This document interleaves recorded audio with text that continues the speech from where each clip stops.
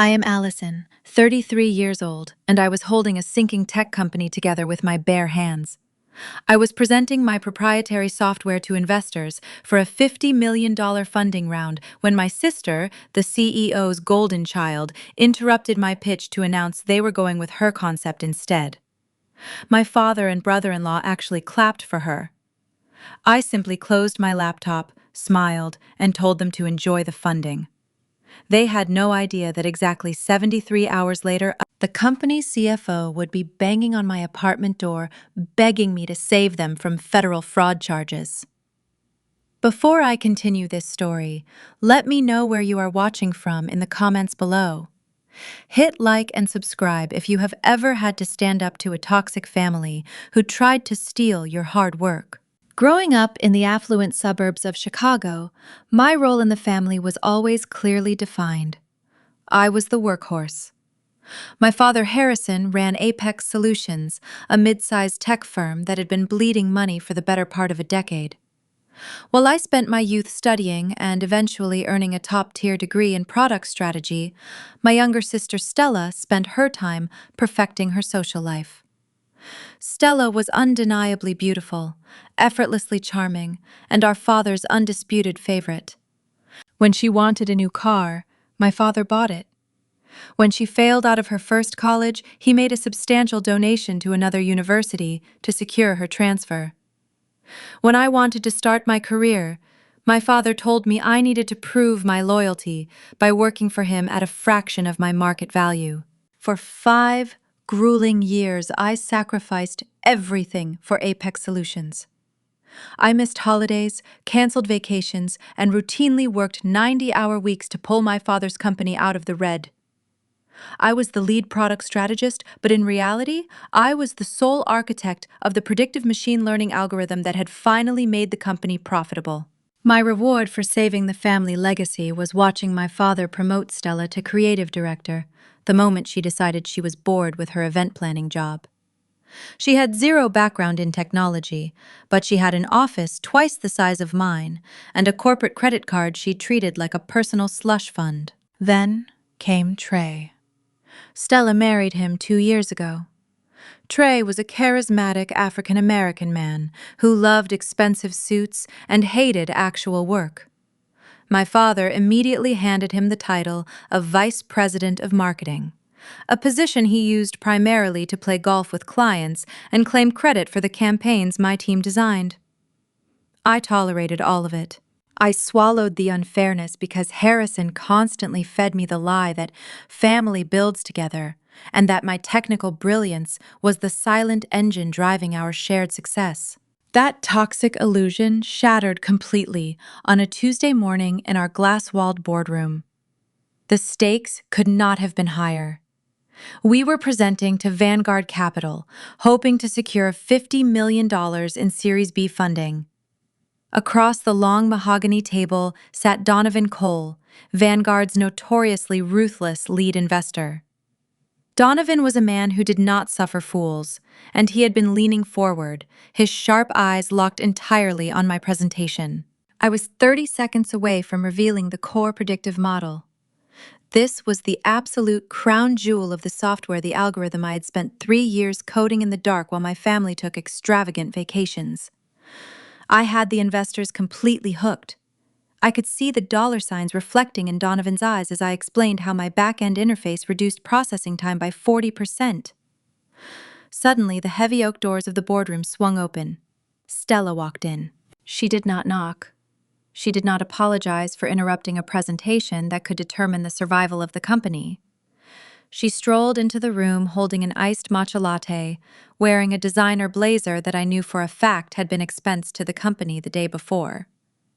Her perfect blowout bounced as she walked right past the investors and stood directly in front of my projection screen, physically blocking my data. "Actually, we are going to pivot," Stella announced, offering Donovan a blinding, practiced smile. "We do not need Allison's ideas anymore. Her back-end interface is just too clunky and outdated. We are going with my concept instead. It is highly visual, very focused on the younger demographic, and much more aligned with modern aesthetics." The room went dead silent. I stood there, the presentation remote freezing in my hand. My concept was not an aesthetic. It was a highly complex proprietary data sorting algorithm. It was the only reason Vanguard Capital was even sitting in this room. I looked at my father, waiting for him to intervene. I waited for the CEO to tell his youngest daughter that she was jeopardizing a massive financial deal with a meaningless buzzword salad. Instead, Harrison smiled. He actually beamed with pride as he looked at his golden child. Stella has a fantastic vision for the future of Apex, my father said, his voice swelling with unearned confidence. We need to focus on user experience. Allison, why do not you take a seat so your sister can walk us through the new interface mock-ups? Before I could even process the absolute betrayal of being publicly demoted in the middle of my own pitch, applause broke out. I looked down the table. Trey was clapping. He leaned back in his leather chair, adjusting his expensive cuffs, and gave me a condescending smirk. Let the creative genius work, Allison Trey said smoothly, his deep voice carrying a tone of mocking authority. You tech geeks get too bogged down in the numbers. Stella knows what the market actually wants to look at. Donovan Cole remained perfectly still. The veteran investor shifted his gaze from Stella's empty, colorful slides back to me. His eyes narrowed, analyzing the family dynamic playing out in front of him. He knew exactly what was happening. He was watching a highly competent woman get shoved aside so a mediocre favorite could steal the credit. In that freezing boardroom, looking at my father, gazing adoringly at the daughter who did nothing, and the brother-in-law sneering at the woman who did everything, something fundamental broke inside me. The desperate need for my family's approval evaporated. I did not feel angry. I felt an icy, terrifying clarity. I was done being their workhorse. I was done letting them exploit my brilliance to fund their vanity. I did not argue. I did not raise my voice to defend my work. I simply walked over to the podium calmly, closed my laptop, and pulled the presentation cable from the port. The large screen behind Stella went pitch black. Allison, what are you doing?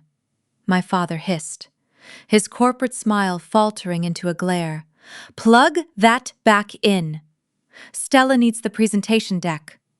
Stella does not need my deck, I replied, my voice perfectly level, ringing clearly through the silent room. Stella has her vision. I picked up my laptop and looked directly at Donovan Cole, offering him a polite, professional nod.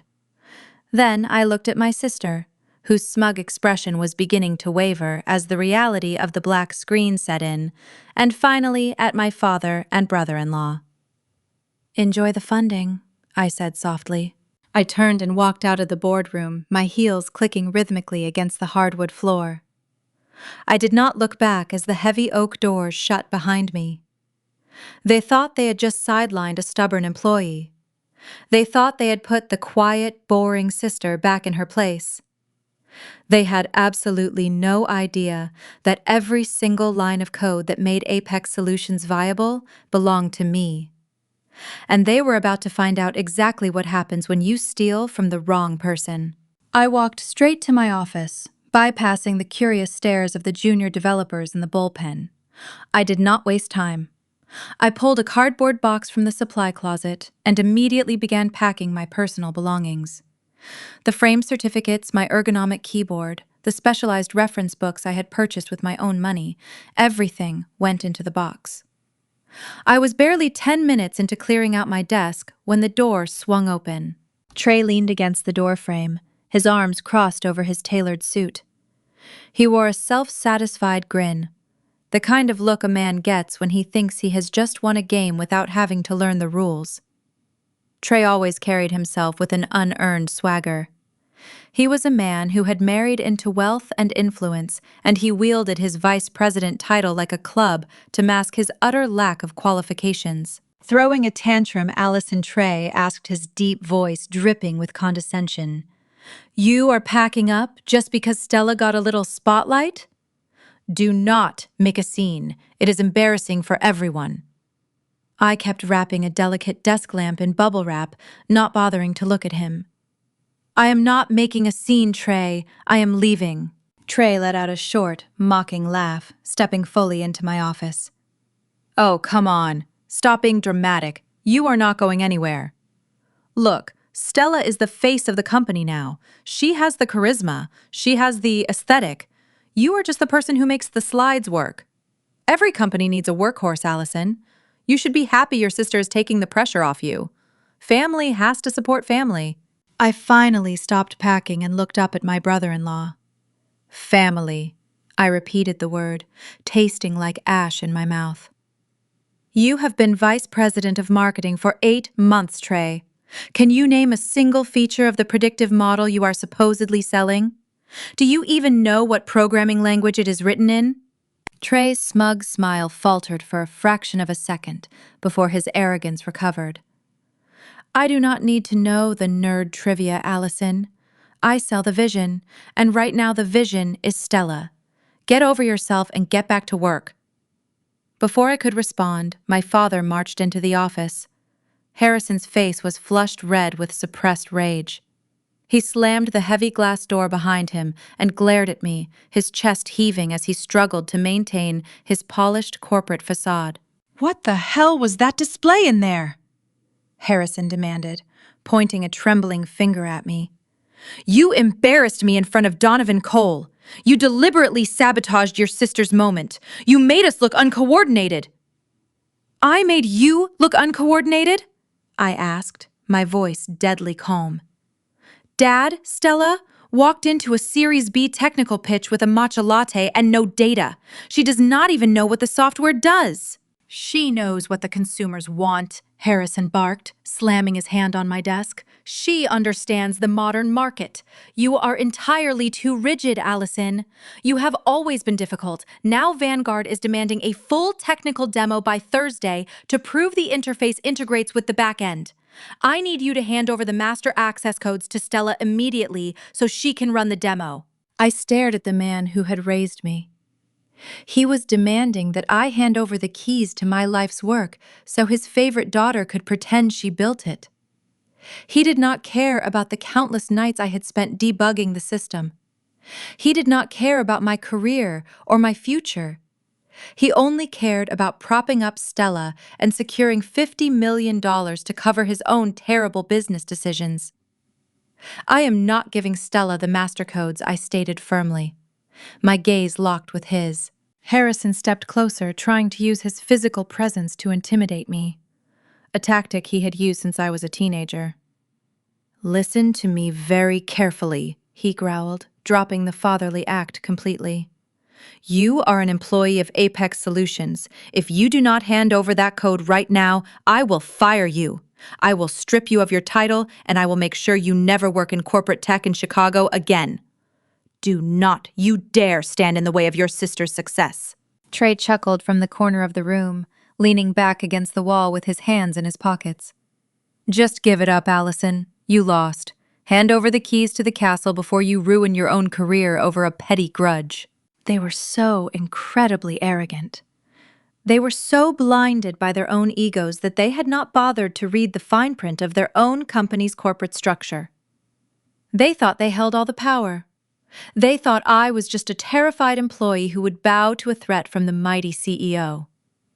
They fundamentally misunderstood who built the castle they were trying to steal. I reached into the top drawer of my desk and pulled out a sleek silver USB drive. I held it up. Harrison's eyes locked onto it greedily. The anger on his face instantly morphed into a look of hungry anticipation. "Is that it?" he demanded, extending his hand. "This is the front-end interface," I said smoothly. "It contains the visual pathways and the basic structural mock-ups." What I did not say, what they were too technologically illiterate to ask, was that it did not contain the back-end artificial intelligence algorithm. It was a beautiful hollow shell. It was a luxury car with absolutely no engine under the hood. A completely useless piece of marketing fluff designed to look pretty and do nothing at all. I tossed the USB drive onto the desk. It clattered against the wood. Harrison snatched it up immediately, slipping it into his jacket pocket with a triumphant sneer. "Good," my father said, adjusting his expensive tie. "I am glad you finally decided to be a team player. Now take the rest of the day off to cool down your temper. I expect you back here tomorrow morning to help Stella prep for her demo. She needs to understand how to click through the screens properly." "I will not be back tomorrow," I said, picking up my cardboard box. "I am officially resigning effective immediately." Trey scoffed, rolling his eyes dramatically. "She will be back by Monday, when she realizes nobody else is going to put up with her attitude. Good luck finding another firm that treats you this well." Harrison did not even try to stop me. He already had what he thought he needed. "Fine. If you want to throw a tantrum and quit, go right ahead. But do not expect a severance package, Allison. We do not reward people who abandon their family when we are on the verge of greatness." I walked past my father and my brother-in-law carrying the box of my belongings out of the office I had practically lived in for 5 years. As the elevator doors closed, taking me down to the lobby, I pulled out my phone. I did not call a recruiter. I did not call a friend to cry about being pushed out of my family's company. I opened my calendar and set a timer for Thursday morning at exactly 9 o'clock. That was the exact moment Stella was scheduled to plug that empty USB drive into Vanguard's server. Let the golden child have the spotlight. She was about to find out how hot it burns. That evening, my phone buzzed incessantly on the kitchen counter of my apartment. I ignored the barrage of aggressive text messages from my father, but then a message from my mother Caroline illuminated the screen. She demanded my presence at an exclusive downtown steakhouse at 8 o'clock sharp. Her message was dripping with the kind of weaponized guilt she had perfected over 3 decades. She insisted we needed to heal the rift I had caused that morning and celebrate the family's impending success.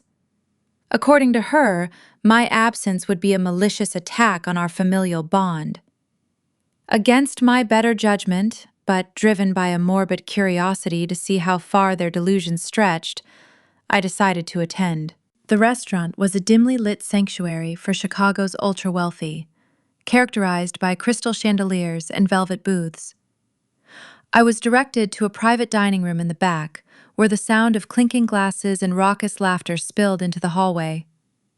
When I pushed the heavy door open, the celebration was already in full swing. Stella sat at the center of the table, flanked by my father and her husband. Empty bottles of imported champagne cluttered the white tablecloth. Trey, looking remarkably self-satisfied in his bespoke suit, had his arm draped casually over Stella's chair. My mother sat across from them, her face flushed with expensive wine and maternal pride. Nobody stopped talking when I entered. I took the only empty seat at the far end of the table, ordering a simple glass of sparkling water from the hovering waiter. "We are discussing the new house," Stella announced loudly, not bothering to offer a greeting. Trey and I were looking at a massive property in Lake Forest.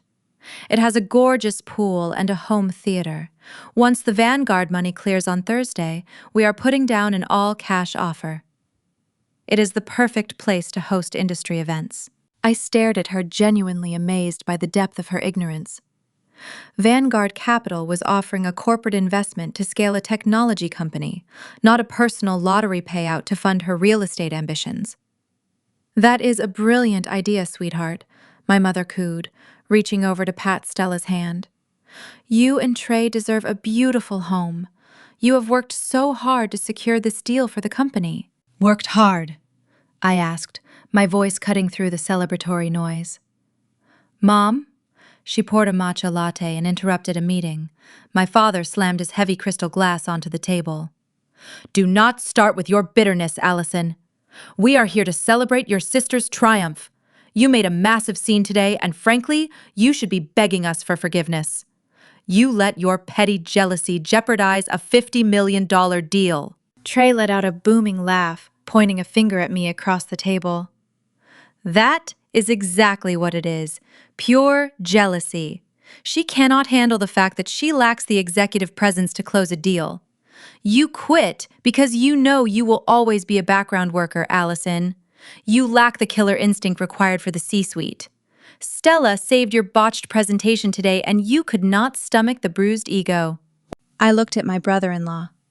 The man had literally never successfully launched a marketing campaign in his entire career, yet he sat there lecturing me about killer instinct. My mother leaned forward, adopting a tone of wounded disappointment. Allison, you have always been so difficult. Since you were a little girl, you never wanted to share the spotlight. Stella is the face of Apex Solutions now. You need to accept your role and stop trying to tear your sister down. Family is supposed to lift each other up. If you apologize right now, your father might let you come back to the office on Monday. I took a slow sip of my water, letting the cold liquid ground me. I will not be returning on Monday, Mom. I am completely finished with Apex Solutions. Suit yourself, Stella sneered, swirling the champagne in her glass. We do not need your negative energy anyway.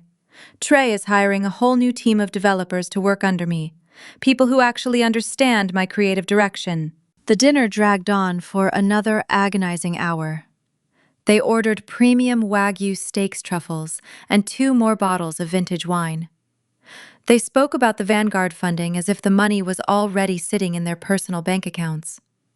They debated buying luxury cars, upgrading their country club memberships, and expanding their executive offices.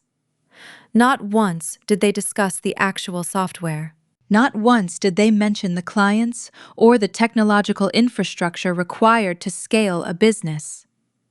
They were feasting on the illusion of my labor. Finally, the waiter arrived carrying a thick leather folder. He placed it discreetly in the center of the table. My father did not reach for it. Trey ignored it completely. Instead, my mother picked up the folder, glanced at the total, and slid it directly across the linen tablecloth until it stopped in front of me. I opened the folder. The total was exactly $4,500. Since you are the older sister, Caroline said smoothly, her eyes locked onto mine, it is only right that you treat us tonight. Consider it a congratulatory gift to Stella for securing the Vanguard deal. Besides, now that you are unemployed, you will be saving so much money on your daily commute. Trey chuckled, leaning back in his chair. Come on, Allison. Show a little family loyalty for once in your life. Pay the bill and let us end the night on a good note. I looked at the exorbitant bill detailing the lavish feast I had not participated in. I looked at my mother's expectant, demanding face. I looked at my father's smug expression and Stella's entitled smirk. They truly believed I would pull out my credit card and finance their delusion, just as I had financed their company with my unpaid overtime and stolen intellectual property. I reached into my purse. Slowly, deliberately, I pulled out a crisp $50 bill. I placed it neatly on top of the leather folder. That covers my sparkling water and a generous tip for the waiter, I stated, my voice echoing loudly in the quiet, private room. I am not paying for your celebration. Harrison's face flushed a deep, angry purple. He half rose from his chair. You will pay this bill right now, Allison. I will not tolerate this disrespect. I stood up, pushing my chair back. I smoothed the front of my blazer and looked directly at Stella. The golden child was staring at me, her mouth slightly open in shock.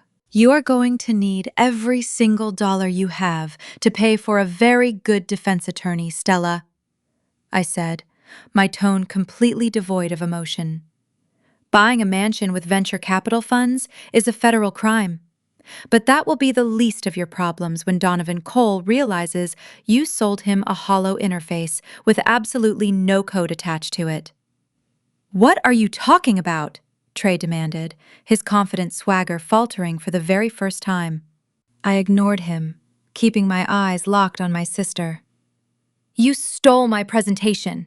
You claimed my work as your own. On Thursday morning, you are going to stand in front of the Vanguard technical team and try to run a system you do not understand and do not own. You are going to commit securities fraud in front of a billionaire. I turned to my parents, who were now staring at me in stunned silence. You wanted me out of the way. You got exactly what you wanted. Good luck explaining to the board of directors why you let a marketing assistant steal the company's only valuable asset. I turned and walked toward the door. Allison, get back here! My father roared, his voice cracking with sudden, unmasked panic. You pay Bill! I did not stop walking. I pushed the heavy doors open, leaving them trapped in the private dining room with a $4,500 check and the creeping, icy realization that they had just engineered their own destruction. The clock was ticking, and they had absolutely no way to stop it. The cool night air hit my face as I stepped out onto the pavement, leaving the steakhouse and my toxic family behind. I hailed a yellow cab and gave the driver my apartment address. Watching the city lights blur past the window from the back seat, I felt an overwhelming sense of liberation.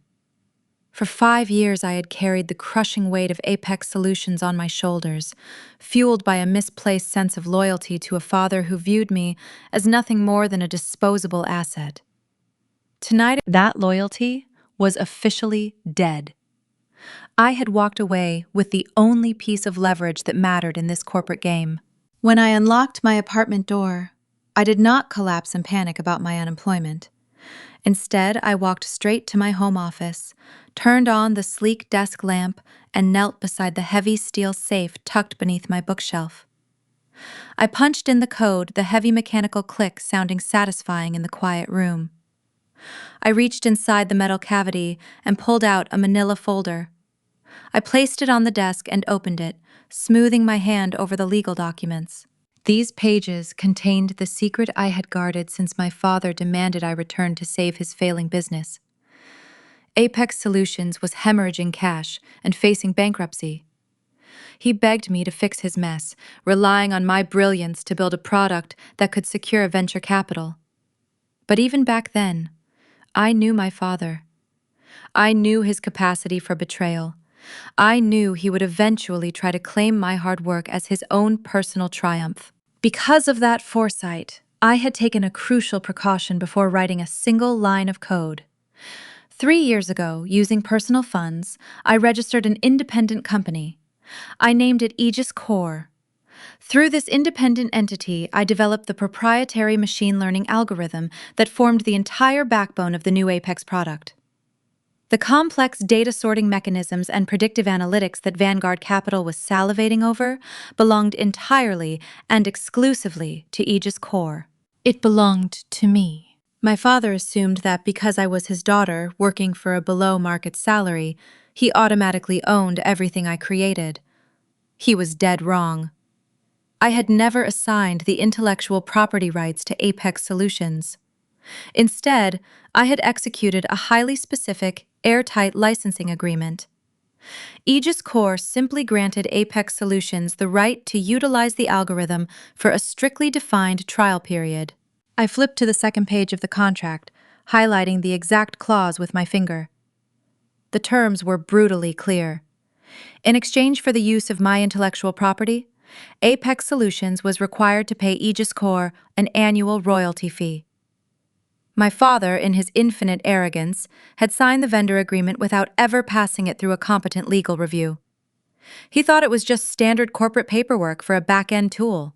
He had no idea he was signing a contract with his daughter's shadow company. Furthermore, because Trey was unqualified for his role, and my father was too busy playing the visionary executive, neither of them ever authorized the royalty payments. Apex Solutions was currently in breach of contract to the tune of $1.2 million.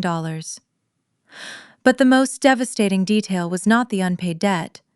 The real weapon was the expiration date. I looked at the bolded date at the bottom of the licensing agreement.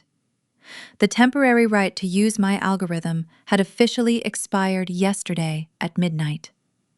My father had effectively terminated my employment and demanded I hand over the software on the exact day that his legal right to use that software vanished. By giving Stella that dummy USB drive I had not just withheld the code, I had allowed them to walk right into a massive legal trap. If Stella attempted to run that software for Vanguard Capital, she would be committing corporate theft. If my father tried to sell a product he did not legally own, he would be committing securities fraud. I opened my laptop and navigated to my secure corporate email server. It was time to pull the trigger. I began drafting a formal cease and desist order. My fingers flew across the keyboard, typing out the cold, precise legal terminology. I formally notified Apex Solutions that their licensing agreement with Aegis Core had expired. I demanded the immediate cessation of any use, demonstration, or sale of the proprietary algorithm. I explicitly stated that any attempt to present the software to external investors would be treated as a direct violation of federal intellectual property laws. I did not send the email to my father. Harrison would just ignore it, assuming he could bully me into submission later. I did not send it to Stella or Trey, who lacked the reading comprehension to understand its implications. I sent it directly to the Chief Technology Officer and the entire IT department at Apex Solutions. They were the ones managing the servers. They were the ones who would understand the catastrophic reality of this document. I attached the verified corporate registration for Aegis Core and the signed expired licensing agreement. I hit send. I sat back in my ergonomic chair, watching the progress bar confirm the delivery. The trap was set. The IT department would receive that email first thing in the morning.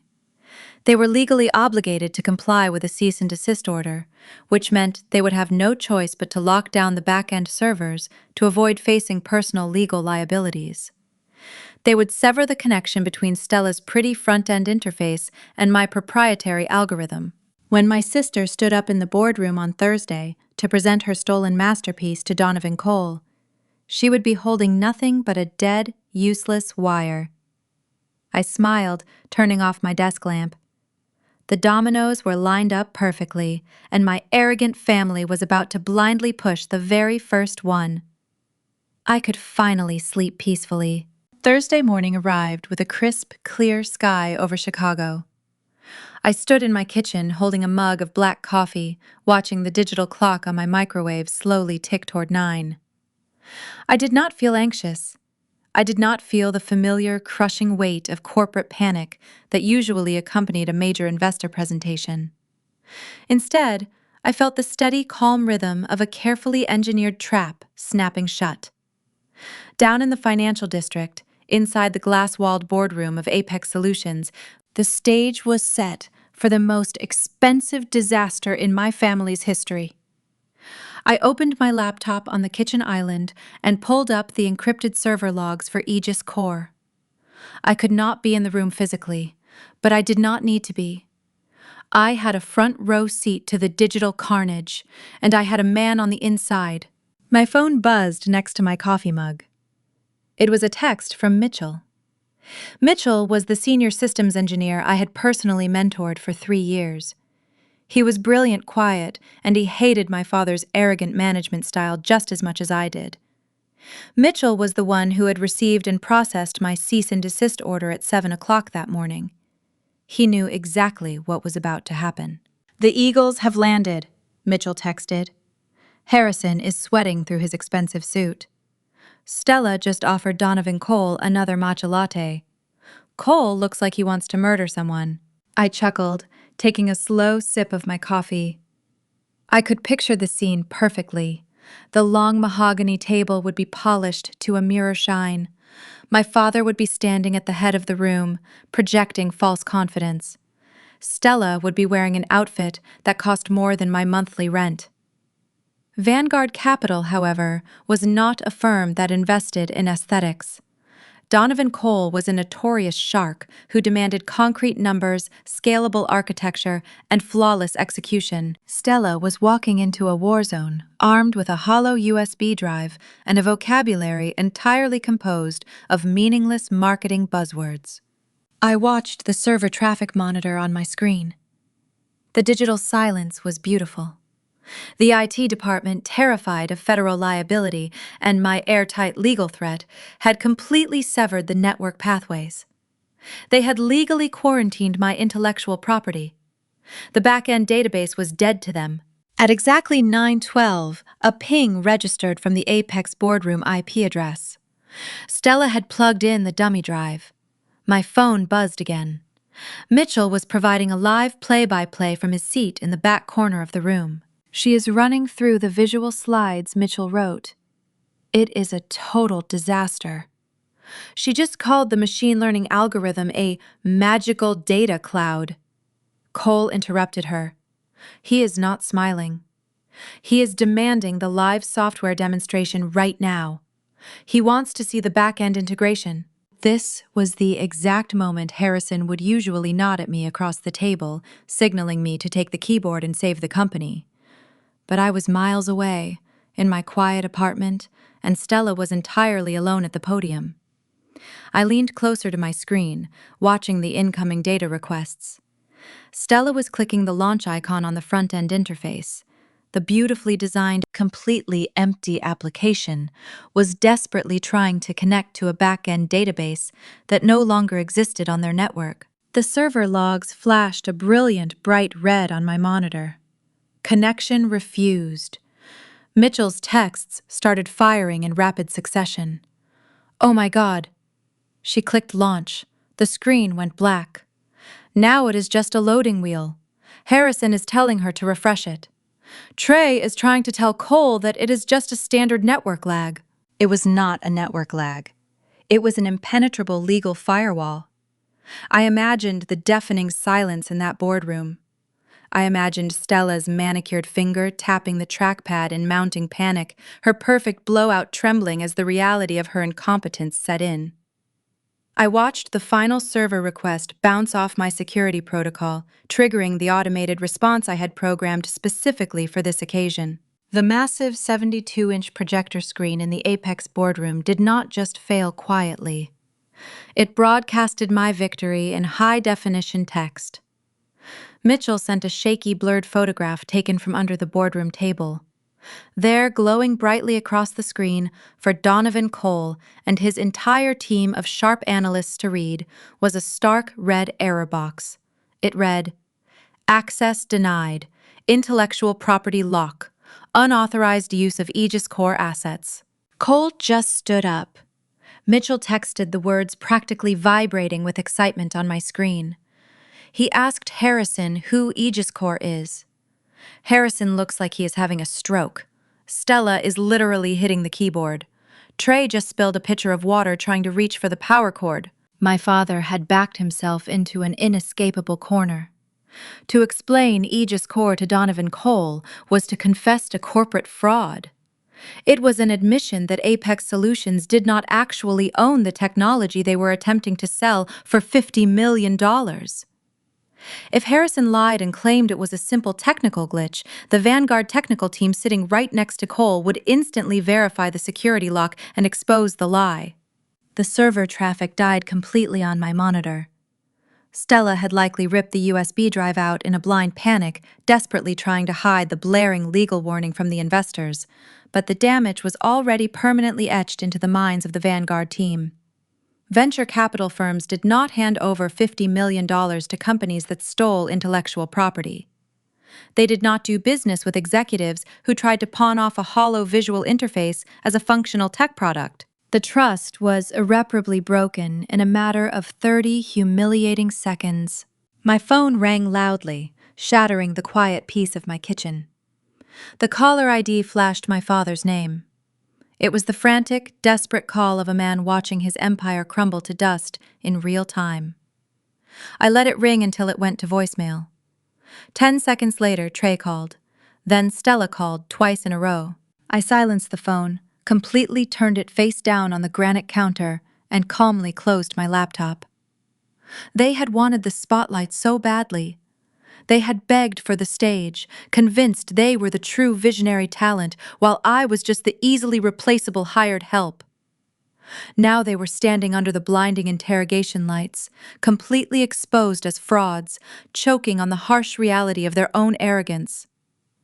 The Vanguard demonstration was officially over, but the real destruction of Apex Solutions was only just beginning. My silenced phone lit up the kitchen counter again. It was not a call this time. It was an encrypted audio file from Mitchell, accompanied by a text that simply read, "You need to hear this." I picked up the device, tapped the screen, and listened to the chaos I had orchestrated. Mitchell had discreetly recorded the immediate aftermath in the boardroom. The audio quality was slightly muffled, likely recorded from inside his jacket pocket, but the sheer volume of Donovan Cole's fury cut through the static with crystal clarity. "Vaporware!" Cole's voice boomed, completely devoid of his usual polished investor restraint. "You brought my entire team of analysts down here to pitch me a $50 million investment on vaporware? A hollow user interface with a dead server link?" "Donovan, please. It is just a temporary server migration glitch," my father's voice pleaded. It was a tone I had never heard him use. He sounded small. He sounded completely stripped of his unearned authority. "Stella just clicked the wrong execution file. We own the underlying technology. We just need a moment to reset the system." "Do not insult my intelligence!" Harrison Cole roared, the sound of a heavy chair scraping violently against the floor, echoing in the recording. "My lead technical auditor just read the security blurb off your own screen. Intellectual property lock, Aegis Core assets. You do not own the back-end algorithm. You do not even have a valid licensing agreement to run a local demo." There was a pathetic, stammering silence from my father. Then Trey attempted to intervene, a grave miscalculation that perfectly highlighted his profound ignorance. "Mr. Cole, if I may," Trey started utilizing his smoothest, most patronizing marketing cadence. "In the modern tech landscape, the aesthetic interface is truly the primary driver of user acquisition. We can easily patch the back-end code later this week. The investors are buying the vision, not the ones and zeros." "Shut your mouth!" Cole snapped viciously. The venom in his voice was palpable. "You are the vice president of marketing, and you just admitted on tape that you intended to secure federal funding for a product that does not currently exist on your servers. That is the textbook definition of securities fraud. You are trying to sell a stolen car to a bank." I leaned against my kitchen counter, smiling into my coffee mug. The arrogant facade was disintegrating in real time. "Here is exactly what is going to happen." Cole's voice dropped to a lethal, quiet register that was far more terrifying than his yelling. "Vanguard Capital is pulling out of this negotiation. But I do not take kindly to being treated like a mark in a cheap hustle. You have exactly 48 hours to produce the legal owner of Aegis Core and prove that you have not committed a massive felony by attempting to sell stolen assets. If I do not have a legally binding signed transfer of intellectual property on my desk, by Saturday morning, my legal team will forward this entire presentation to the Securities and Exchange Commission." "Donovan, 48 hours is not enough time. We need to locate the original developer. My father begged," his voice cracking with genuine panic. 48 hours, Harrison, or I will personally see to it that you and your idiot son-in-law end up in federal prison. Get out of my sight." The recording ended with the sound of Vanguard's team sharply packing their briefcases and the heavy oak boardroom doors slamming shut. I deleted the audio file to protect Mitchell and placed my phone back down. The timeline was firmly established. 48 hours. 2 days for my family to realize that the person holding the keys to their salvation was the exact same person they had publicly humiliated and discarded 24 hours earlier. Almost immediately, my voicemail inbox began to fill to capacity. The digital onslaught was relentless. I opened the visual voicemail application and watched the transcriptions populate on the screen. A real-time documentary of their escalating panic. The IT department must have finally shown Harrison the cease and desist email, because the tone of his messages shifted rapidly. The first message was purely authoritative, an old habit he could not break. "Allison, pick up the phone right now. This is not a game. You need to come down to the office immediately and unlock the servers.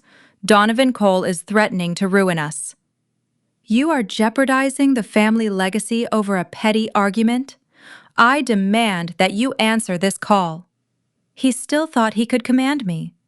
I swiped left, deleting the message without finishing it. 10 minutes later, Harrison left a second voicemail. The authoritative tone was gone, replaced by a ragged, breathless desperation. Allison, please. I am begging you. The head of IT just showed me the legal notice from Aegis Corps.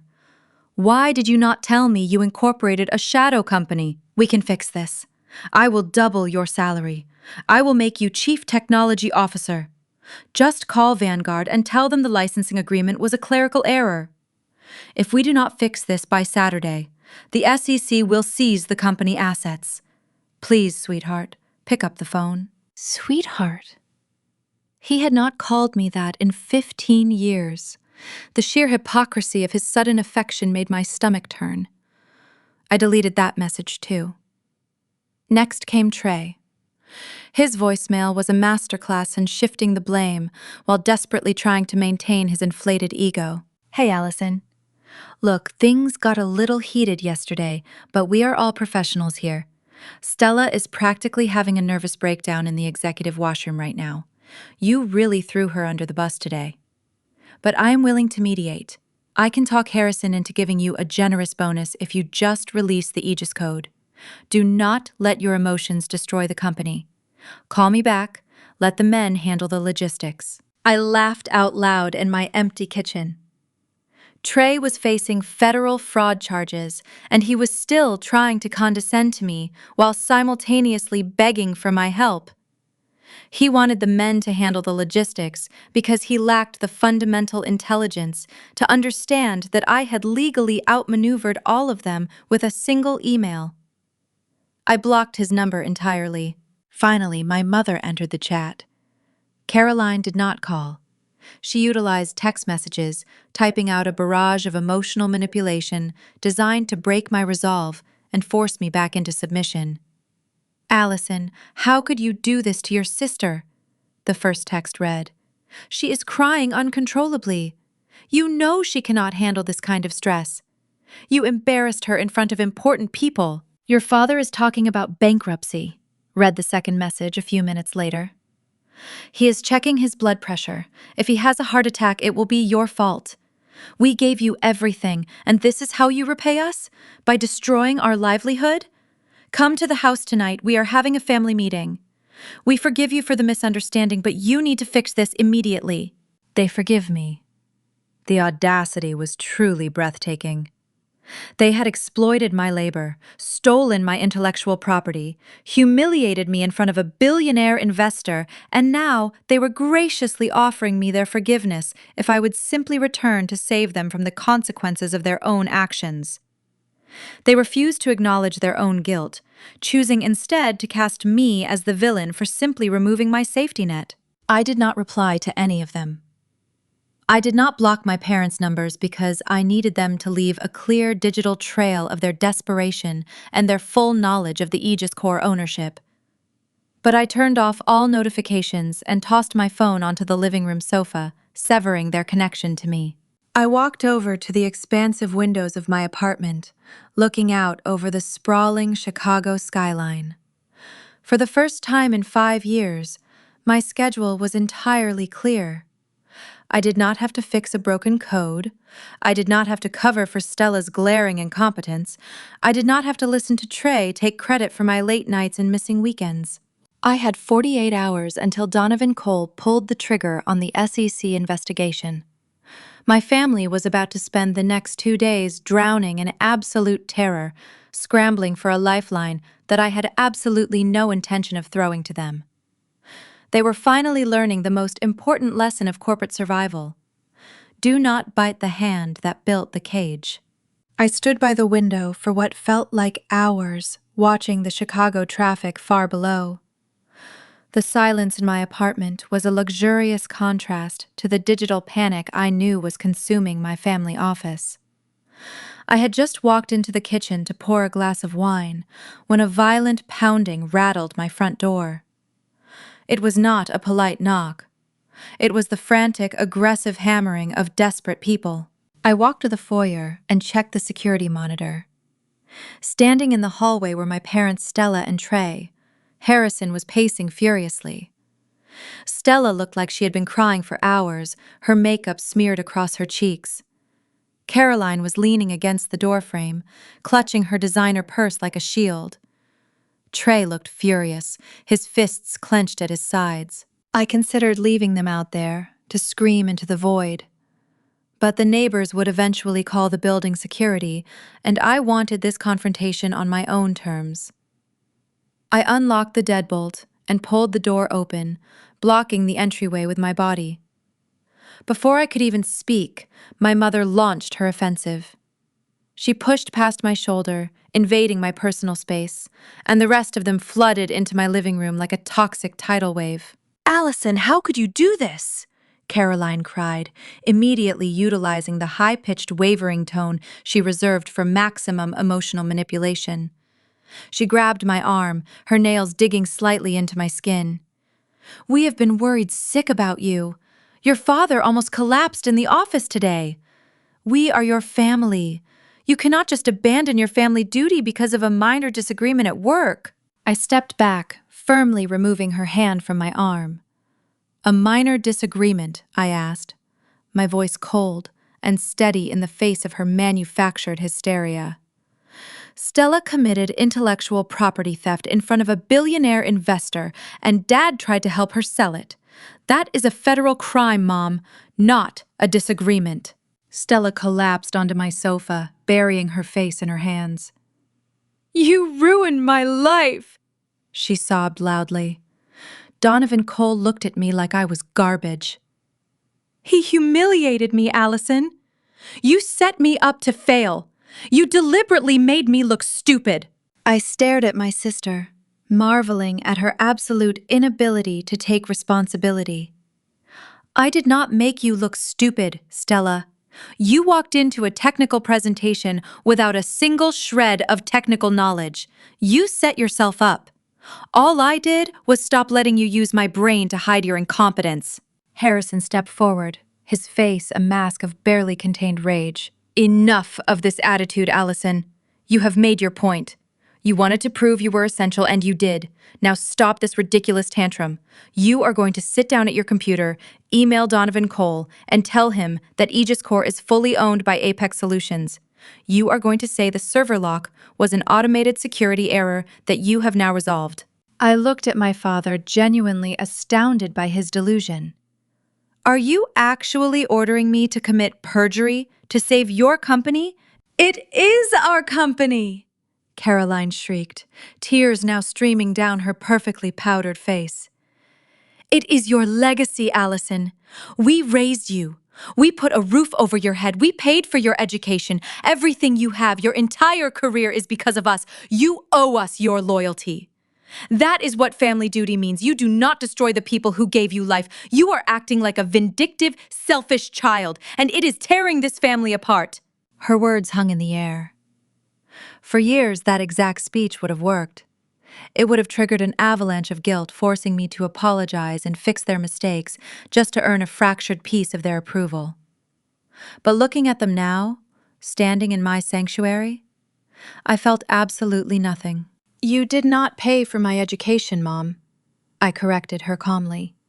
"I secured full academic scholarships because I studied every night, while you were buying Stella new cars. I bought this apartment with my own money, and I built Aegis Core on my own time. The only thing I owe this family is the exact amount of respect you have shown me, which is absolutely nothing." Trey had been standing near the kitchen island, silently seething. Now, he finally broke. He marched across the room, closing the distance between us, until he was towering over me. His usual smooth, condescending demeanor was gone, replaced by a vicious, cornered aggression. "Listen to me very carefully, you ungrateful little brat," Trey snarled, pointing a finger directly in my face. "You think you hold all the cards because you locked us out of a server. You think you are untouchable. You are nothing. You are a mid-level developer with a massive attitude problem. I did not flinch. I did not step back. I held his furious gaze. If you do not sign that software over to Harrison by tomorrow morning, Trey continued, his voice dropping to a menacing hiss, I will personally make sure you never work in this industry again. You think I do not have connections? I play golf with the executives at Google, Microsoft, and Oracle. I know every major tech recruiter in Chicago. I will blacklist you. I will tell them you are unstable, toxic, and impossible to manage.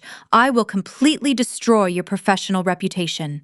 You will be blackballed from every firm in the country. You will be lucky to find a job fixing cash registers. The silence that followed his threat was heavy. Harrison and Caroline watched me closely, waiting for the fear to set in. They waited for me to crumble under the weight of Trey's industry connections. Instead, I started to laugh. It was a genuine, relaxed laugh that echoed through the tense apartment. Trey's face contorted in confusion and anger. You think this is funny?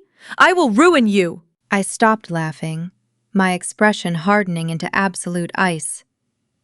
Trey, you do not play golf with tech executives. You play golf with other useless marketing vice presidents who spend their company's money on expensive lunches. You do not know how to code. You do not know how to build architecture. The only reason anyone takes your calls is because they thought you had access to my algorithm. I walked past him, moving toward my front door. I grabbed the handle and pulled it wide open, gesturing to the hallway. You want to blacklist me? I challenged, my voice ringing with total authority. Go ahead. Call your imaginary connections. Tell them you are trying to ruin the developer who built the Aegis Core predictive model. Tell them I am the person who single-handedly created the software that Vanguard Capital just tried to buy for $50 million. I guarantee you by Monday morning, I will have offers from every single company you just named. And you will be sitting in a federal courtroom explaining why you tried to sell vaporware to Donovan Cole. Trey's jaw tightened, the color draining from his face as the reality of his impotence crashed down on him. He had no leverage. None of them did. You have 36 hours left, I said, looking directly at my father. I suggest you spend that time finding a very good defense attorney instead of standing in my apartment making empty threats. Get out. All of you. Now. They did not move immediately. They stood frozen in the wreckage of their own failed intimidation tactics. My mother opened her mouth to speak, to launch another wave of tears, but she looked at my face and finally realized the truth. The obedient daughter was dead. The workhorse was gone. Without another word, Harrison turned and walked out the door, his shoulders slumped in defeat. Stella followed, still sobbing quietly into her hands. Trey glared at me one last time before storming out into the hall. Caroline lingered for a fraction of a second, her eyes wide with a mixture of fear and profound loss, before she too stepped over the threshold. I slammed the door shut, locking the deadbolt with a resounding click. The apartment was quiet again. The ambush had failed, and they had just wasted precious hours of their 48-hour countdown. I walked back to the kitchen, finally pouring that glass of wine. I slept better that Thursday night than I had in 5 long years. When Friday morning arrived, the invisible clock ticking down to Donovan Cole's deadline had exactly 24 hours left. I was pouring my first cup of coffee when a heavy knock echoed through my apartment. I checked the monitor. Harrison stood in the hallway. He looked exhausted, his tie loosened and his posture sagging. Assuming he had finally come to grovel, I unlocked the door. That was a mistake. The moment the deadbolt clicked, Harrison pushed his weight against the wood, forcing his way inside. Trey and Caroline, who had been hiding just out of the camera's view, followed closely behind him. They marched directly into my kitchen like an invading army. Harrison did not waste time with emotional manipulation today. He reached into his leather briefcase and slammed a thick legal document down onto my granite kitchen island. He tossed a gold luxury pen on top of it. "Sign it right now!" Harrison barked, his voice hoarse. "This is an intellectual property transfer agreement. Our corporate lawyers drafted it overnight. It legally binds Aegis Corp to surrender all algorithms, source code, and back-end architecture to Apex Solutions in perpetuity. You sign this, and I will forgive your insubordination. We can put this entire nightmare behind us." I did not reach for the pen. Instead, I picked up the document and scanned the first page. The legal jargon was dense, but I knew exactly what to look for. I flipped to the second page, tracing my finger down to the compensation clause. The purchase price for the transfer of my life's work was listed as exactly $0. He was not offering a buyout. He was demanding a surrender. He wanted me to give him the $50 million asset I had built from scratch, entirely for free, just to save him from a federal prison sentence. Harrison crossed his arms, tapping his foot impatiently. "Well, sign the paper, Allison. We have a meeting with Vanguard at noon to finalize the transfer." I looked at my father. He still believed he was the king, issuing decrees to a disobedient peasant. I picked up the contract in both hands, maintaining direct, unflinching eye contact with Harrison. I calmly tore the thick stack of legal paper perfectly down the middle. "What are you doing?" Caroline shrieked, clutching her purse in genuine horror. I placed the two halves together and tore them again, letting the shredded pieces flutter down onto the kitchen floor, right over Harrison's expensive leather shoes. "You do not need a transfer agreement, Dad," I said smoothly. "You need a very large checkbook." I turned around, opened a drawer, and pulled out a single sheet of paper. I slammed it down onto the granite island, right where his contract had been. "That is an itemized invoice," I stated, my voice echoing in the stunned silence of the kitchen. "Apex Solutions is currently in breach of our licensing agreement. $1 million in unpaid back-end royalties." Trey lunged forward, his eyes wide as he stared at the staggering number on the page. $1.2 million? You are out of your mind! We do not have that kind of liquid capital. "Then you better start liquidating Stella's shoe collection," I replied sharply. "That $1.2 million is just the past due balance. It does not buy you the intellectual property. It simply pays your outstanding debt and stops me from calling the SEC myself. If you want to actually purchase the algorithm to satisfy Donovan Cole, the starting price is $20 million. Harrison's face turned ash white. He gripped the edge of the granite island, looking as though the floor had just vanished beneath him. "You have 24 hours left," I said, pointing a rigid finger at the front door. "Wire the money or pack a bag for federal prison. Now get out of my apartment before I call the police and have you arrested for trespassing." They did not argue. The sheer magnitude of my demand completely broke their remaining fighting spirit. Harrison stumbled back, turning silently toward the door. Caroline followed, crying silently, with Trey trailing behind them in a state of absolute shock. I slammed the door behind them, sweeping their shredded $0 contract into the garbage. The shredded pieces of Harrison's absurd contract were barely in the trash can when my encrypted messaging app pinged. It was Mitchell. He was monitoring the executive email servers at Apex Solutions, and he had just flagged a highly sensitive outgoing communication. The panic in my father's office had apparently fractured their united front because Trey was officially going rogue. Mitchell forwarded me a complete transcript of an email that had just been sent directly to Donovan Cole at Vanguard Capital. Trey had bypassed Harrison entirely, acting out of pure, desperate self-preservation. He was terrified of the impending SEC investigation, and he had decided the only way to save his own tailored skin was to completely fabricate a criminal conspiracy. I read Trey's email, marveling at the sheer audacity of his lies. It was a masterpiece of desperate fiction. Trey formally informed Vanguard Capital that Apex Solutions was the victim of a malicious, coordinated cyber attack perpetrated by a deeply disgruntled and unstable former employee. He named me directly. He spun a wild, dramatic narrative claiming I had suffered a massive mental breakdown after being rightfully passed over for a promotion.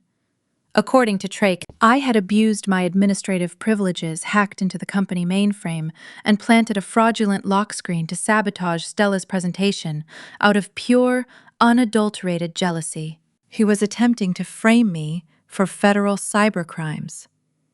Trey begged Donovan Cole for a 72-hour extension, promising that the Apex internal security team was currently purging my alleged malware. He assured the billionaire investor that the proprietary machine learning algorithm was perfectly safe, fully operational, and entirely owned by Apex Solutions. He tried to play the victim, leaning heavily on his smooth marketing persona, hoping Cole would sympathize with the prominent family business attacked by a bitter, vindictive subordinate. It was a pathetic, transparent maneuver. Trey was perfectly willing to send his own sister-in-law to a federal penitentiary just so he could maintain his vice president's salary and buy his mansion in Lake Forest. But Trey was a marketing guy, and his ignorance was his ultimate downfall. He fundamentally did not understand how venture capital due diligence actually worked. He did not realize that Vanguard Capital employed some of the most ruthless forensic accountants and cybersecurity experts in the financial sector. They did not just take a desperate executive's word for it, especially after witnessing a catastrophic technical failure live in their boardroom. More importantly, Trey did not realize that by sending that email from his official corporate account, he had just put his fraudulent claims in writing. He had deliberately lied to an investor to cover up intellectual property theft, creating a permanent, legally binding digital paper trail of his deception. I did not panic. I simply downloaded the intercepted email transcript and saved it into my encrypted evidence folder. The hole they were digging was getting deeper by the minute. Then my screen illuminated with a new notification. This one was not from Mitchell. It was an incoming message to my private Aegis Core inbox. I clicked it open, a sharp smile forming on my lips. The sender was Donovan Cole himself. Trey had tried to throw me to the wolves, but the alpha wolf was already bypassing the liars and knocking directly on my door. I opened the email. It was brief and aggressively direct, containing only an address for an exclusive private club in the financial district and a time set for 2 hours from now. Donovan Cole did not ask if I was available. He expected me to be there. I changed into a sharp charcoal blazer, grabbed my encrypted laptop, and headed out to meet the man who held my family's fate in his hands. When I arrived at the mahogany-paneled lounge, Donovan was already seated in a secluded leather booth at the back. A glass of scotch sat untouched in front of him. He did not smile as I slid into the booth across from him, but his sharp eyes appraised me with a new level of respect. I am not a man who enjoys being lied to. Allison Donovan started dispensing entirely with the pleasantries, but I do appreciate a brilliant trap when I see one. You dismantled your father's company in under 60 seconds. I did not dismantle anything, I replied, my voice perfectly steady.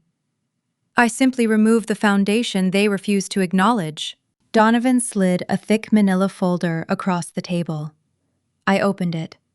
Inside was a comprehensive independent audit of Apex Solutions, commissioned by Vanguard Capital immediately after the boardroom disaster.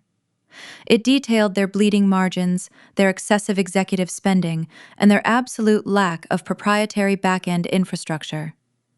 Next to the financial reports was a printed copy of the desperate email Trey had sent him earlier that morning.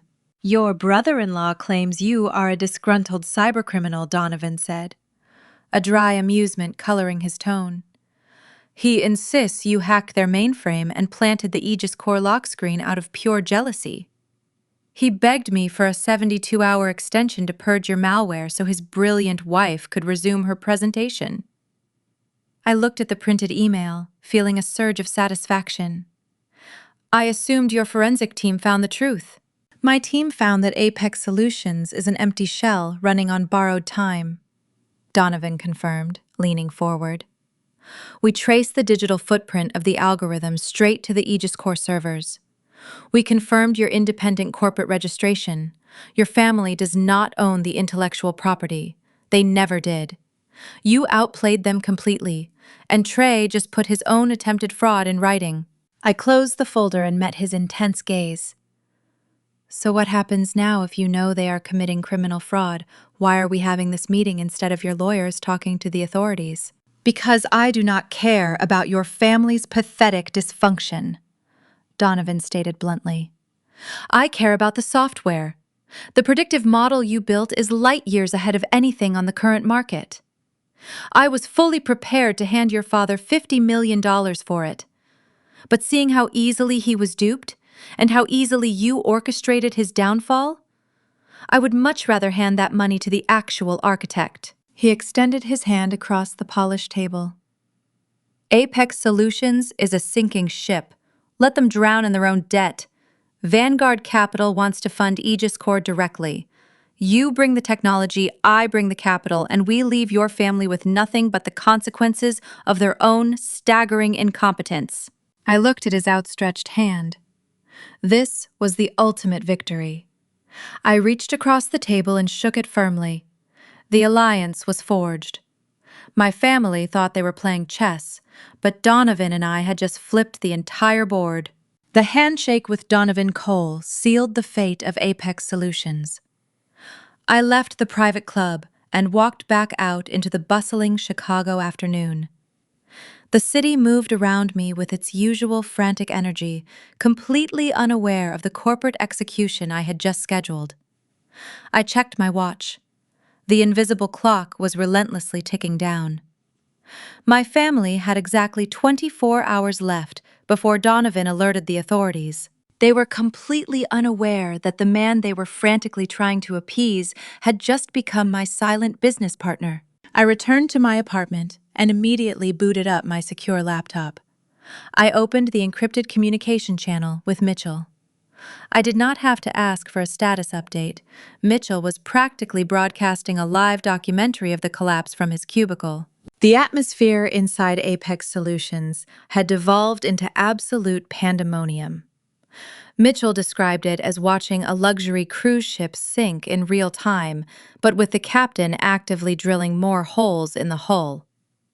Harrison had locked himself inside his corner office. Through the glass walls, the staff could see him pacing frantically, shouting into his cell phone, his tie discarded, and his sleeves rolled up. He was desperately trying to secure emergency bridge loans from secondary-tier banks. He was trying to find anyone willing to float them enough cash to meet my $20 million demand. But the tech industry in Chicago was a small, fiercely connected world. Word travels fast when a company the size of Apex suddenly begs for cash at exorbitant interest rates. No bank was going to touch them. Trey, meanwhile, was completely unraveling. Mitchell sent a detailed account of Trey standing in the middle of the marketing department bullpen, sweating profusely. He was demanding that his junior assistants continuously refresh Vanguard Capital's corporate inbox, convinced that Donovan Cole was just delayed in responding to his fabricated cybercrime email. Trey was ordering his team to draft press releases about a temporary server migration, attempting to control a narrative that had already fundamentally shattered. Nobody was listening to him. The marketing assistants were too busy frantically updating their resumes on company computers. The real destruction, however, was happening in the engineering department. The rumor of Vanguard pulling their $50 million investment had completely breached the executive floor and flooded the entire company. Corporate secrets do not stay secret when the entire IT department sees a legally binding cease and desist order from an external company claiming ownership of the core product. The junior developers, the quality assurance testers, and the data analysts all knew the truth. They knew the back-end algorithm was locked down. They knew Stella had attempted to present a dead front-end interface. They knew the company was essentially a hollow shell. At precisely 2 o'clock, the exodus began. Mitchell watched as the lead database architect stood up from his desk. He did not pack a box. He simply grabbed his jacket, dropped his company identification badge on his keyboard, and walked toward the elevators. When the human resources director intercepted him, demanding a formal 2-week notice, the architect loudly informed him that he refused to work for a company currently committing federal securities fraud. His voice carried across the entire open floor plan, echoing off the glass walls. That was the spark that ignited the powder keg. The engineering team was the lifeblood of Apex Solutions. They were the men and women who had worked 60-hour weeks alongside me to keep the buggy legacy systems functioning while I secretly built Aegis Core. They respected me. They despised Harrison's arrogant management style, and they absolutely loathed Stella and Trey. Watching me walk out the door had demoralized them. Realizing that the company was now legally prohibited from using the only software that made them profitable, broke their loyalty entirely. Within 10 minutes of the first architect walking out, 3 more senior engineers stood up, grabbed their coats, and headed for the exit. Mitchell texted me a picture of the growing pile of plastic identification badges abandoned on the security desk in the lobby. Human resources completely lost control of the situation. The director tried to block the elevator bank, threatening to withhold their final paychecks and ruin their professional references. The engineers just laughed at him. They knew Apex Solutions would likely be bankrupt before the next payroll cycle even processed. They were abandoning a burning building, and they were not going to let a middle manager dictate their escape route. I sat in my quiet kitchen, reading Mitchell's updates, feeling a deep, profound sense of justice. For 5 years, Harrison had treated his technical staff like disposable machinery. He had prioritized aesthetics, marketing buzzwords, and his golden child's fragile ego over the brilliant minds actually building his products. He had built a culture of fear and exploitation. Now, that culture was collapsing under its own toxic weight. Trey attempted to stop the bleeding. According to Mitchell, Trey rushed down to the engineering floor, utilizing his loudest, most authoritative voice. He stood on a chair and demanded everyone return to their desks immediately. He promised them that the Vanguard deal was still secure and that anyone who left the building would be immediately blacklisted from the tech industry. It was the exact same, empty, pathetic threat he had tried to use on me in my apartment. The response was brutal. A senior back-end developer looked Trey dead in the eye, called him a fraud, and calmly walked onto the elevator. The doors closed in Trey's furious red face. That final act of defiance shattered the remaining illusion of executive control. The engineering department dissolved into a mass resignation event. By 3:30 in the afternoon, 60% of the technical staff had walked out the door. The bullpen was a ghost town of empty chairs and glowing abandoned monitors. Stella was completely absent from the chaos. Mitchell confirmed she had locked herself in her massive executive suite with the blinds drawn, refusing to answer calls from her father or her husband. The golden child was hiding from the catastrophe she had catalyzed. Harrison burst out of his corner office when the news of the mass walkout finally reached him. Mitchell described the CEO standing at the edge of the empty engineering floor, looking completely broken. His desperate attempt to secure emergency funding had failed. His technical staff had abandoned him. His favorite daughter was hiding in her office. His son-in-law was a proven liability. The 24-hour window was rapidly closing. The empire Harrison had built on my stolen labor was officially reduced to ash. He had absolutely nothing left to sell, nobody left to build it, and no money to buy his way out of the trap. I leaned back in my chair and watched the digital access logs on the Apex servers flatline. The company was dead. The only thing left to do was wait for the morning. While Harrison stood frozen in the ruins of the engineering department, Stella finally emerged from her self-imposed exile, armed with the only weapon she truly understood: her smartphone. If she could not write a single line of functional back-end code, she could at least craft a highly curated narrative of corporate victimhood. She logged into her professional networking accounts and her massive social media platforms. She drafted a lengthy, emotionally manipulative statement. She claimed that Apex Solutions was currently weathering a targeted malicious sabotage campaign orchestrated by a deeply troubled, jealous former employee. She heavily positioned herself as a visionary female leader, bravely holding the line against toxic individuals who simply wanted to tear down successful women in the technology sector. She even attached a professionally shot black and white photograph of herself, looking exhausted but resolutely determined in a boardroom. She hit publish, fully expecting the usual flood of sympathetic comments and generic empowerment quotes from her network of marketing executives and lifestyle influencers.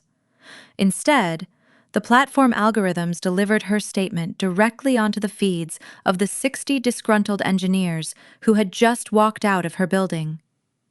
The backlash was not just immediate, it was absolute forensic destruction. The former employees did not merely call her a liar, they brought digital receipts. The lead database architect replied first. He posted a highly detailed screenshot of an internal email chain where Stella had repeatedly confused basic server architecture with front-end color palettes. The screenshot showed her aggressively demanding that the engineering team code the back-end databases with a more feminine energy. The sheer technical illiteracy of the request went instantly viral. A junior developer followed up by posting a meme that compared Stella's visionary leadership to a toddler violently steering a plastic toy car while the adults silently pushed it from behind. It garnered 10,000 likes in under 15 minutes. The final blow came from a senior systems analyst. He openly leaked the metadata of the fake dashboard interface she had attempted to present to Donovan Cole. He provided a step-by-step technical breakdown, proving that her so-called revolutionary product was nothing but an empty graphic shell with zero underlying functionality. He ended his comment by openly stating that the only actual genius in the company had just resigned and taken her intellectual property with her. The comment section rapidly devolved into a public, brutal autopsy of Stella's entire career. Major industry blogs picked up the thread within half an hour. Her carefully constructed narrative of being a victimized female founder was utterly annihilated by the very technical staff she had treated as invisible labor for 5 years. Stella frantically tried to delete the post, but the internet is permanent. Screenshots were already circulating wildly across every tech forum in the country. In a state of total panic, she completely deactivated her professional profiles. Her attempt to control the public narrative had only succeeded in permanently torching her reputation. I sat in my kitchen scrolling through the brutal comment sections Mitchell had forwarded me, savoring the absolute demolition of the golden child. The humiliation of her spectacular social media failure shattered the last remnants of Stella's composure. She could not accept the blame. She needed a scapegoat, and there was only one person left in the building who she could easily target.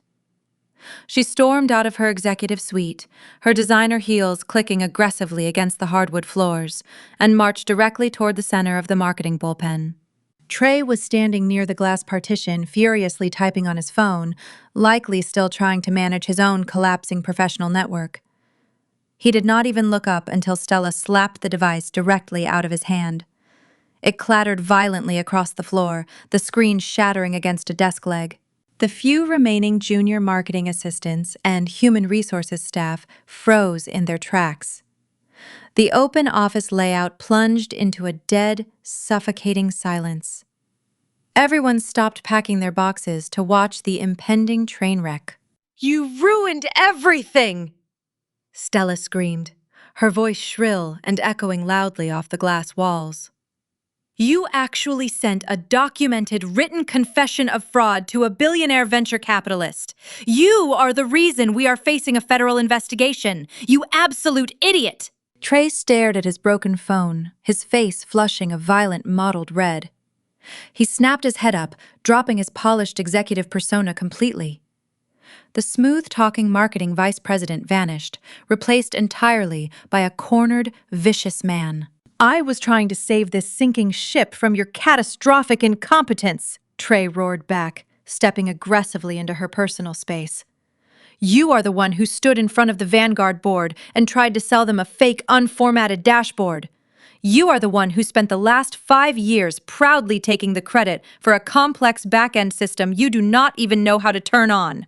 Stella physically recoiled, her eyes widening in disbelief, but her fury immediately overrode her shock. "I am the face of this company. I am the visionary leader. You are just a glorified low-level salesman who only married me for my father's equity. You have not closed a legitimate enterprise account in 2 solid years without riding on Allison's technical coattails.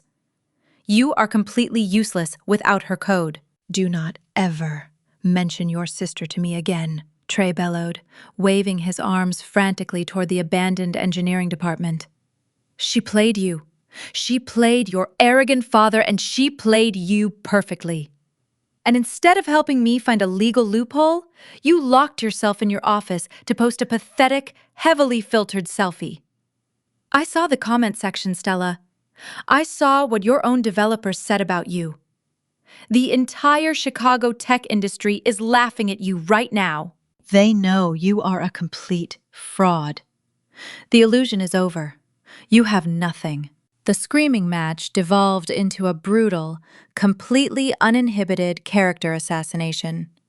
They tore into each other's deepest insecurities, loudly broadcasting their mutual incompetence, their shallow greed, and their petty jealousies to every employee still sitting at their desks.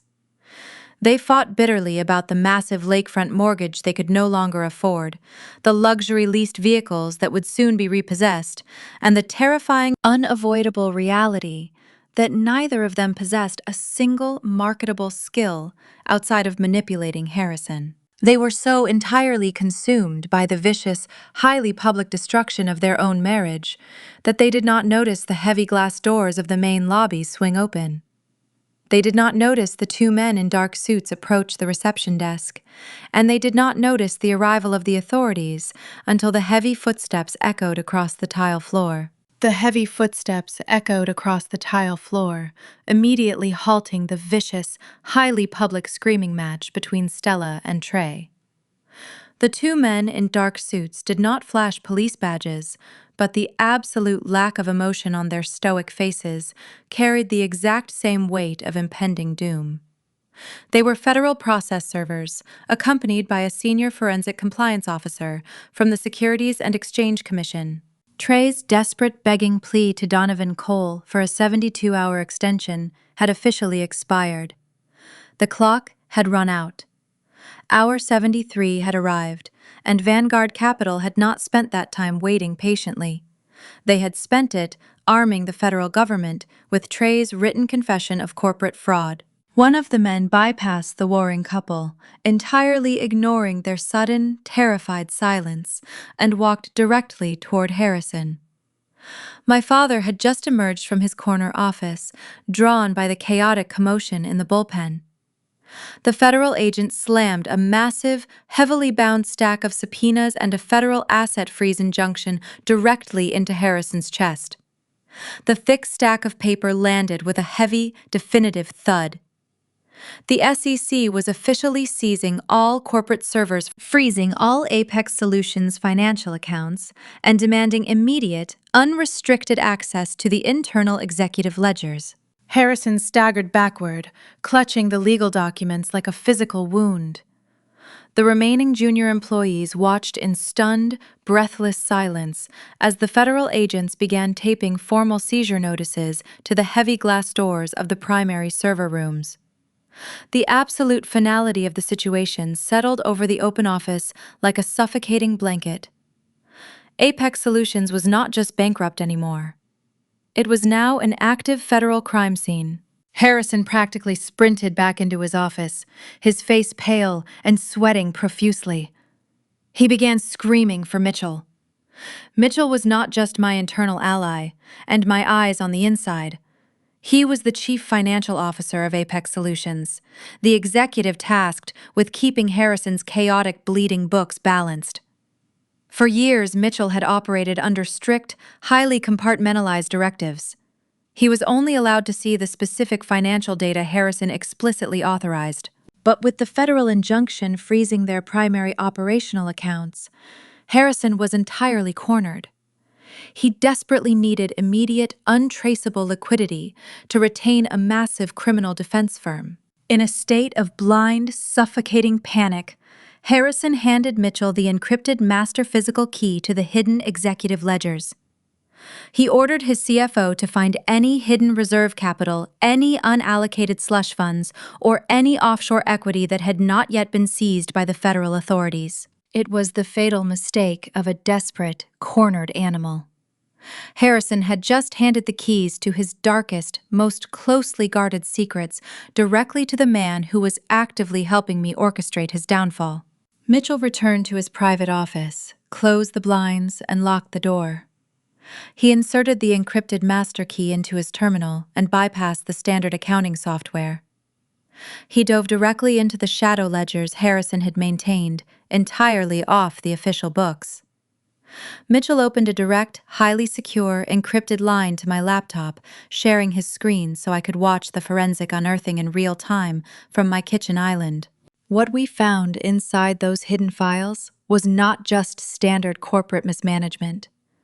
It was a terrifying, systematic campaign of illegal financial maneuvering that went far beyond anything I had originally suspected. Harrison had not just stolen my intellectual property. He had leveraged it to commit massive, multi-layered federal banking fraud. The first set of documents Mitchell uncovered revealed a series of massive, high-interest shadow loans taken out over the past 3 years from unregulated, predatory private equity firms. Harrison had used the Aegis Corp proprietary algorithms as the sole collateral for over $30 million in strict cash loans. He had legally pledged a $50 million asset he did not own to ruthless lenders who were now going to come collecting with a vengeance. But the fraudulent loans were only the beginning of the nightmare. Mitchell dug deeper into the payroll and employee benefits ledgers, cross-referencing the actual cash flow with the exorbitant executive compensation packages. Apex Solutions had not turned a legitimate, verifiable profit in 4 years. Yet Harrison, Stella, and Trey were pulling down combined salaries exceeding $4 million annually, supplemented by massive, completely unearned quarterly bonuses. The terrifying truth was exactly how Harrison had funded that luxurious lifestyle. Mitchell clicked open the corporate employee pension and retirement fund accounts. The balance was essentially zero. Harrison had systematically drained the employee retirement accounts, embezzling the money over 3 years to cover the company's staggering operating losses and his family's luxurious personal expenses. He had stolen the life savings of the very engineers who had just walked out of the building in protest. He had paid for Stella's designer wardrobe, Trey's massive lakefront mortgage, and his own luxury vehicles, with the stolen retirement funds of his hard-working administrative staff. Every first-class ticket booked and every extravagant holiday party thrown by the executive team over the last 48 months was directly financed by the stolen futures of the working-class employees. The sheer scale of the criminality was breathtaking. I watched the numbers scroll across my screen from the quiet sanctuary of my apartment, feeling a cold wave of absolute disgust. My initial plan for revenge had been surgically precise. I only wanted to strip them of the company and legally take back my intellectual property. But Harrison had dug a grave so deep that the entire family was going to fall in and never climb out. This was a catastrophic financial crime that would guarantee Harrison spent the rest of his natural life in a federal penitentiary. Mitchell sat frozen in his chair, staring at the flashing red negative numbers on his monitor. The realization that the company was completely, irrevocably out of options hit him like a physical blow. There was no secret reserve fund. There was no hidden equity. There was only $30 million of illegal, unsecured debt and a completely decimated employee pension fund. The company was functionally less than worthless. It was a financial black hole. Moving with absolute cold efficiency, Mitchell immediately downloaded the entire shadow ledger. He copied every single illegal transaction, every forged signature, and every embezzled transfer onto a secure external drive. He uploaded the encrypted package directly to my server as a backup. We now possessed the absolute, undeniable proof of Harrison's sprawling criminal enterprise. Down the hall, Harrison was pacing frantically in his glass office, chewing his fingernails, waiting for his CFO to return with a financial miracle. He was entirely unaware that the man he trusted to hide his money was currently packaging his federal indictment. Mitchell calmly unplugged his external drive, slipped it into his tailored suit jacket pocket, and walked out of his office. He did not go to Harrison. He walked directly to the SEC compliance officer, who was currently cataloging the abandoned engineering servers. Mitchell tapped the federal agent on the shoulder and calmly requested a formal, recorded interview, stating he had immediate, actionable evidence of massive corporate embezzlement. I watched through the internal security cameras as the federal agent immediately nodded, gesturing for Mitchell to follow him into a private conference room. Harrison saw it happen through the glass walls of his office. The color completely drained from my father's face as he realized his own chief financial officer had just defected to the federal government. He stumbled backward, collapsing into his expensive leather chair. The final nail had just been driven into the coffin, and Harrison was entirely trapped inside. The monitor in my kitchen finally went black. The federal agents had cut the power to the internal security network, officially blinding me to the ongoing raid at the Apex Solutions corporate office. I closed my laptop. The image of my father collapsing into his leather chair permanently burned into my memory. It was over. The surgical strike I had planned for months had escalated into a total corporate demolition. I spent the rest of the evening in quiet solitude, drafting the initial operational roadmap for Aegis Core and our new partnership with Vanguard Capital. The silence of my apartment felt vastly different tonight. It was no longer the heavy silence of professional exile. It was the absolute, commanding silence of total victory. Midnight approached. The city traffic outside my Chicago window had thinned to a low, rhythmic hum. I was just pouring a glass of water before heading to bed when the sharp, aggressive buzz of my intercom shattered the quiet. I glanced at the security screen mounted by the door. It was Mitchell. He did not look anything like the composed, calculating chief financial officer who had calmly handed a federal agent a flash drive 7 hours ago. He looked like a man who had just barely survived a violent car crash. His expensive tailored suit jacket was entirely missing. His silk tie was violently yanked loose, his collar unbuttoned, and his normally pristine hair was a chaotic, sweating mess.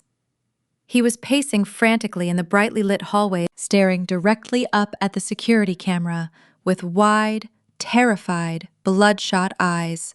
I pressed the intercom button. "It is extremely late, Mitchell.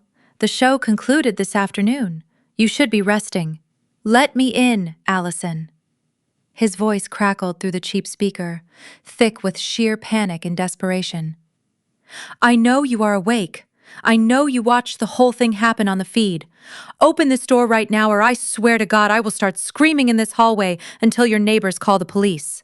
I seriously considered leaving him out there, but a panicked man is an unpredictable liability, and I hated loose ends. I hit the release button. 60 seconds later, a heavy, frantic knocking rattled my front door. I unbolted the lock and swung it open.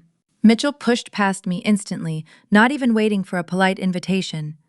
He stumbled into my kitchen, his chest heaving as if he had sprinted all the way from the downtown financial district. He braced both of his hands heavily on the granite island, dropping his head and taking deep, ragged breaths. I locked the deadbolt, checked the hallway, and turned to face him calmly, crossing my arms. You look terrible for a man who just secured federal whistleblower status, I observed coldly. Mitchell snapped his head up, his eyes flashing with a desperate, cornered fury. Immunity, he barked, his voice cracking loudly in the quiet kitchen. They did not give me full immunity, Allison. They took the external drive. They took all the encrypted ledgers. Then they sat me in a windowless room for 6 grueling hours and interrogated me until I could barely remember my own name. I remained perfectly still, refusing to offer a single ounce of comfort. That is standard federal procedure, Mitchell. You handed them a $30 million corporate embezzlement case. They want to ensure their star witness is locked down and cooperative. You do not understand anything, he shouted, slamming his palm violently against the solid granite.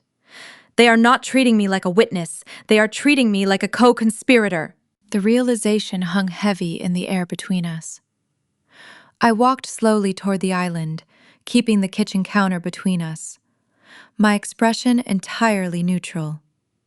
You were the chief financial officer, Mitchell. You managed the accounts. You are the one who balanced the books for 5 years. I did not authorize those specific offshore transfers, he pleaded, his anger rapidly dissolving into raw, unfiltered terror. Harrison forged my signature on the initial shadow movements. He completely bypassed my departmental approvals. But the SEC agents showed me the metadata tonight. They showed me the digital timestamps. It looks like I was manually auditing the shadow ledgers every single week. It looks like I was actively managing the stolen employee pension funds. You were the one who held and decrypted the master key, I reminded him quietly. Because you told me to, he fired back, stepping aggressively toward me. You orchestrated this entire operation from your couch. You used me as your personal spy. You promised me that if I helped you expose Harrison, I would be protected. You promised me a secure executive transition when Vanguard finally took over. I did not promise you federal amnesty for covering up my father's financial crimes for 3 solid years. I corrected him, my voice dropping to a dangerous, icy whisper. I asked you to monitor the internal communication servers. I asked you to tell me when Trey panicked. I did not force you to sit silently in your luxury corner office while Harrison systematically drained the retirement accounts of the working-class men and women who actually built that company. Mitchell backed away, his hands trembling visibly. You knew, he whispered, the sheer horror slowly dawning on his face. You knew about the pension funds before I even opened that encrypted ledger today. I am a senior data architect, Mitchell. I built the complex legacy systems that handle the internal payroll routing. I noticed the massive numerical discrepancies 18 months ago. I did not have the decrypted proof, but I absolutely knew the money was vanishing. Mitchell stared at me as if he was looking at a complete monster. You let me walk into that conference room today and hand them the very weapon they are going to use to indict me. You set me up to take the fall alongside your own family. I set you up to make a choice I countered smoothly. You could have walked away from Apex Solutions years ago. You could have gone to the federal authorities the exact moment Harrison asked you to hide a multi-million-dollar deficit. But you loved your massive salary. You loved the corporate prestige. You only turned on him today because the money officially ran out, and you were terrified of Donovan Cole. He sank heavily onto one of the kitchen stools, burying his face in his trembling hands. A dry, pathetic sob escaped his throat. I am going to federal prison. My entire career is completely destroyed. I will never work in the financial sector again. They are going to freeze all my personal assets by tomorrow morning. I watched him break down, feeling absolutely no sympathy whatsoever. He was a corporate parasite who had happily fed on the host until the host finally began to die. I need legal funding, Mitchell suddenly said, looking up with tear-filled eyes, his survival instinct kicking in. I need a massive cash retainer for a top-tier federal defense attorney, and my accounts are about to be locked. You are officially partnering with Vanguard Capital. You are about to be handed $50 million. You owe me, Allison. I delivered the killing blow to your father today. I want $5 million transferred to a clean, untraceable offshore account by sunrise. Or I will tell the SEC that you hacked the internal servers and planted the digital evidence yourself. The sheer audacity of his desperate threat almost made me laugh out loud. I leaned across the granite island, resting my weight on my forearms, and looked directly into his pathetic, bloodshot eyes. You do not have any leverage left, Mitchell. If you tell the SEC I hacked the servers, you are openly admitting you are my active accomplice in a massive federal cybercrime. If you try to frame me, Donovan Cole's elite legal team will bury you so deep under aggressive civil litigation that you will not even be able to afford a basic public defender. You are completely out of moves, and you are entirely out of time. His shoulders slumped violently. The hollow threat evaporated into the cold air. He knew I was absolutely right. He had nothing left to negotiate with. Get out of my apartment, I commanded, my tone completely stripped of any lingering professional courtesy. Go find a cheap lawyer and negotiate a standard plea deal. Testify against Harrison. Tell them everything about Stella and Trey. If you cooperate fully, maybe the federal judge will give you a minimum security facility. Mitchell stood up slowly. He looked completely hollowed out, a broken, defeated shell of a corporate executive. He did not say another word. He simply turned around and walked out the door, his footsteps heavy and dragging. The heavy deadbolt clicked shut behind him, sealing the silence once again. I was finally truly alone at the top of the empire. The illusion of total silence lasted exactly 12 seconds before the aggressive buzz of the intercom shattered it again. I stood in the center of my kitchen staring at the security monitor. Mitchell had not left the building. He was leaning heavily against the wall in the hallway, staring directly into the camera lens. He pressed the button again, holding it down so a continuous grating alarm echoed through my apartment. I hit the audio receiver. I told you to leave, Mitchell. The police will be here in 5 minutes if you do not walk out of this building. I held something back, his voice crackled through the chief speaker, sounding hollow and completely defeated. I did not give the federal agents everything, Allison.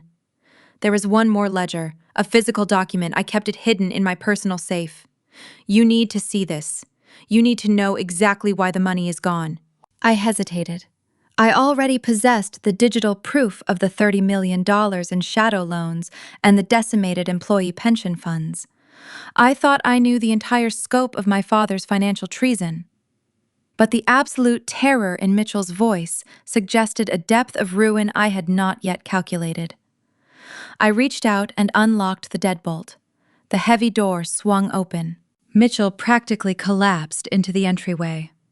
He reached into his trousers and pulled out a single folded sheet of heavy stock paper.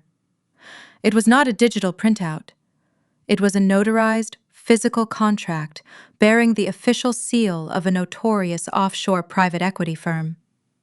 He slid it across the granite island toward me. His hands were shaking so violently he could barely release the paper. "Read the collateral clauses," Mitchell whispered, sinking back onto the kitchen stool. "Read what your father actually signed away." I unfolded the document and scanned the dense legal text. It was the master agreement for the final $15 million shadow loan, executed just 6 months ago. I recognized the predatory interest rates and the draconian repayment terms. But when I reached the section detailing the collateral, my blood ran completely cold. Harrison had not just pledged the Aegis Core algorithms.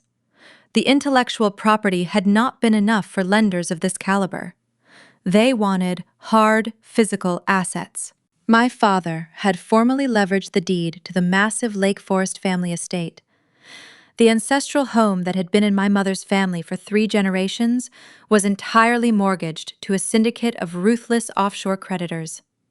If the company defaulted on a single payment, the private equity firm had the legal authority to seize the property immediately, bypassing standard foreclosure protocols entirely. But it gets worse, Mitchell said, watching my eyes track across the page. Look at the disbursement routing. Look at where that final 15 million actually went. I flipped to the second page. The funds were not routed into the Apex Solutions primary operating accounts. They did not go towards server maintenance, legacy code updates, or even executive bonuses. The entire $15 million was funneled directly into a subsidiary LLC I had never heard of before. What is Apex Lifestyle? I asked, my voice dangerously quiet.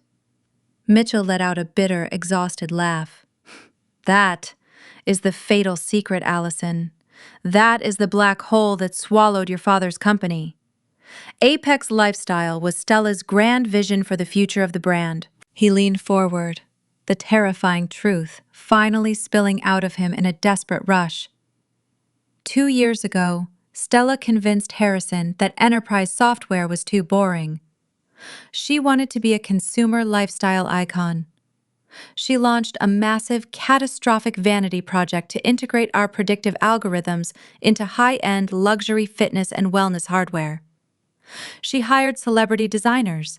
She leased prime retail space in Manhattan and Beverly Hills. She poured millions into avant-garde marketing campaigns for products that did not even have functional prototypes. I stared at the contract, the sheer scale of the incompetence washing over me. You are telling me my father drained the working-class employee pension funds to finance Stella's delusional tech fashion brand? Every single penny, Mitchell confirmed, his voice breaking. The pensions were gone a year ago. When that money ran out, Stella threw a massive tantrum. She claimed she was right on the verge of a cultural breakthrough. She told Harrison that shutting down the lifestyle brand would humiliate her in front of her high society friends. So your father panicked.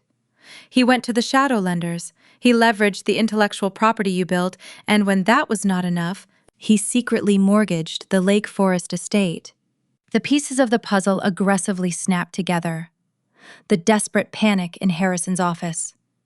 Trey's frantic attempts to secure the Vanguard capital. They were not just trying to save their corporate jobs. They were fighting for their literal survival. The cross-default clauses trigger at midnight tonight, Mitchell stated, staring blankly at the granite counter. The moment the SEC formally freezes the Apex corporate accounts, the company officially defaults on the shadow loans. The private equity firm will activate the seizure clause. By tomorrow morning, a team of private enforcers will arrive at Lake Forest. They will throw your mother out onto the street.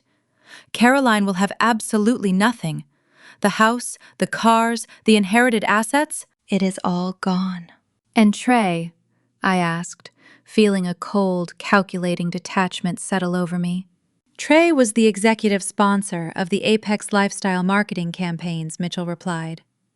He personally signed the vendor contracts for the Manhattan retail spaces. He is personally liable for millions in unrecouped ad spends. When the creditors tear through the corporate veil, Trey and Stella will be hit with crippling civil lawsuits that will follow them for the rest of their natural lives. They will never be able to declare standard bankruptcy to escape it. The fraud nullifies their protection. The impending ruin of my family was absolute. It was a total, unmitigated financial apocalypse. I had intended to teach them a lesson about stolen labor and corporate arrogance. I had intended to take my software and leave them with a failing company. But Harrison and Stella had built their own guillotine, loaded the blade, and placed their own heads on the block. Mitchell looked up at me, his eyes wide, with a final, pathetic plea. I brought you the final piece, Allison. I proved my loyalty. I do not want $5 million anymore. I just want a job. Let me come work for Aegis Corps. Let me hide under Vanguard's legal umbrella. I will be your junior accountant. I will sweep the floors. Just do not leave me out here to drown with them. I looked at the broken man sitting in my kitchen. He was a coward who had actively facilitated the destruction of hundreds of innocent employees just to keep his corner office. He had watched my father gamble away my mother's ancestral home to feed the ego of a golden child, and he had signed the paperwork to make it happen. I folded the physical contract and placed it carefully into my pocket. "My empire does not hire accomplices, Mitchell," I said, my voice devoid of any warmth or mercy. "You enabled the rot. Now you get to collapse with the building." I pointed toward the front door. This time he did not argue. He did not cry. The sheer, terrifying reality of his situation had finally crushed the last remaining breath of hope out of his lungs. Mitchell stood up, his posture completely defeated, and dragged himself out of my apartment. I closed the door and engaged the heavy deadbolt, locking the catastrophic ruin of my family securely on the outside. I walked toward my bedroom, the physical contract burning a hole in my pocket. But before I reached the hallway, the cold, calculating logic of the situation completely overrode my initial satisfaction. If the offshore private equity firm seized the Lake Forest estate, my mother would become immediate collateral damage. I did not care what happened to Harrison, Stella, or Trey. They deserved the spectacular fire they had built. But Caroline, despite her profound and enabling weakness, did not deserve to spend her final years in absolute poverty. Furthermore, the Apex corporate shell still held 70 lucrative legacy enterprise contracts. If I let the company dissolve completely into federal receivership, those clients would scatter to our competitors. But if I bought the corporate debt, I instantly owned the entire market share. I turned around, walked back to the front door, unlocked the deadbolt, and yanked it open. Mitchell was standing at the far end of the hallway, numbly pressing the elevator call button. "Mitchell!" I barked, my voice echoing sharply off the walls. He flinched, turning slowly to look at me like a man facing a firing squad. "Get back inside. We have to draft a term sheet." He practically sprinted back into my apartment. I pulled out my laptop, and we spent the next 3 grueling hours sitting at my granite kitchen island, drafting the most brutal, airtight corporate surrender document in Chicago financial history. I was not agreeing to save Apex Solutions. I was explicitly outlining the terms to purchase its corpse for pennies on the dollar through Aegis Corp. We structured a hostile bailout, utilizing Vanguard capital funds to immediately satisfy the shadow lenders before the midnight default triggered. The stipulations were absolute.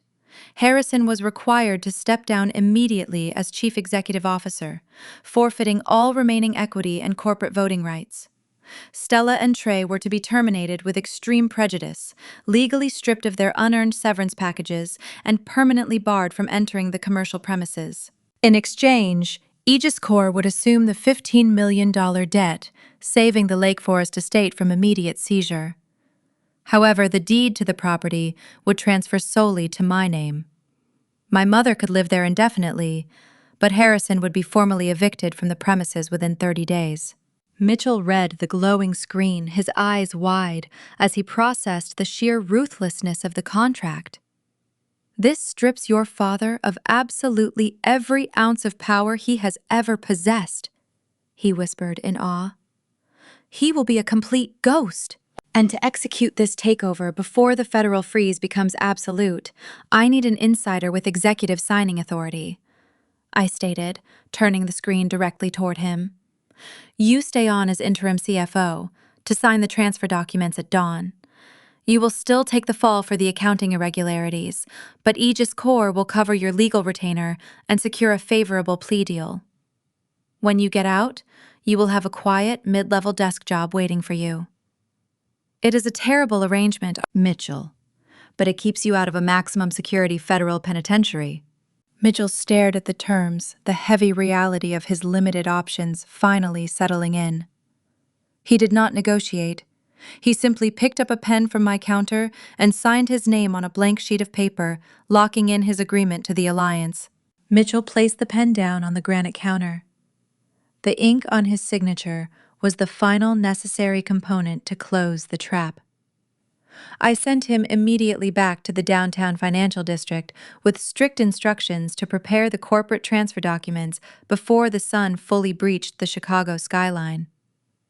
I took a brief, aggressively cold shower, changed into a bespoke black suit, and followed him exactly 2 hours later. When I stepped off the elevator onto the executive floor of Apex Solutions, at 8 in the morning the silence was absolute and deafening. The massive open-plan engineering bullpen was entirely dark. Federal evidence tape secured the heavy glass doors of the primary server rooms, starkly illuminated by the emergency exit signs. The company was functionally dead, a rotting carcass waiting for the financial vultures. Yet, at the far end of the hallway, the frosted glass walls of the primary boardroom were glowing with bright, defiant light. I walked silently down the carpeted hallway and paused just outside the heavy mahogany doors. Through the slight gap, I could hear the unmistakable, delusional cadence of my father's booming voice. Despite the mass resignations, the catastrophic Vanguard withdrawal, and the literal federal agents who had raided his building less than 12 hours ago, Harrison was stubbornly clinging to his manufactured reality. He had convened an emergency session of the executive board. In reality, the board currently consisted of only 3 people willing to answer their phones: Harrison, Stella, and Trey. I pushed the door open just enough to step inside unnoticed. The scene was a masterclass in pure, unadulterated arrogance. Harrison was standing at the head of the long, polished table, dramatically waving a thick stack of hastily drafted legal documents. He looked disheveled, his suit wrinkled from sleeping in his office, but his eyes burned with a manic, desperate energy. "This is the official resolution," Harrison announced loudly to the nearly empty room, striking the table with his fist. "We are formally terminating Allison's phantom equity, effective immediately. Furthermore, I have instructed our outside counsel to draft a comprehensive civil lawsuit against her for corporate sabotage, breach of fiduciary duty, and gross intellectual property theft. We are going to bleed her dry in discovery. By the time I am finished, she will not even be able to afford a bus ticket out of this city." Stella sat casually leaning back in an expensive leather chair, aggressively filing her nails with an emery board. "It is about time, Dad. We need to completely isolate her from the brand. I am already having my PR team draft a press release positioning her as a disgruntled, unstable, rogue actor. We will rebrand the entire lifestyle division by next quarter, completely free of her toxic energy." Trey paced near the floor-to-ceiling windows, vigorously nodding in agreement, his panic from yesterday seemingly erased by a fresh wave of delusion. "Exactly. Once the SEC sees our lawsuit, they will realize we are the victims here.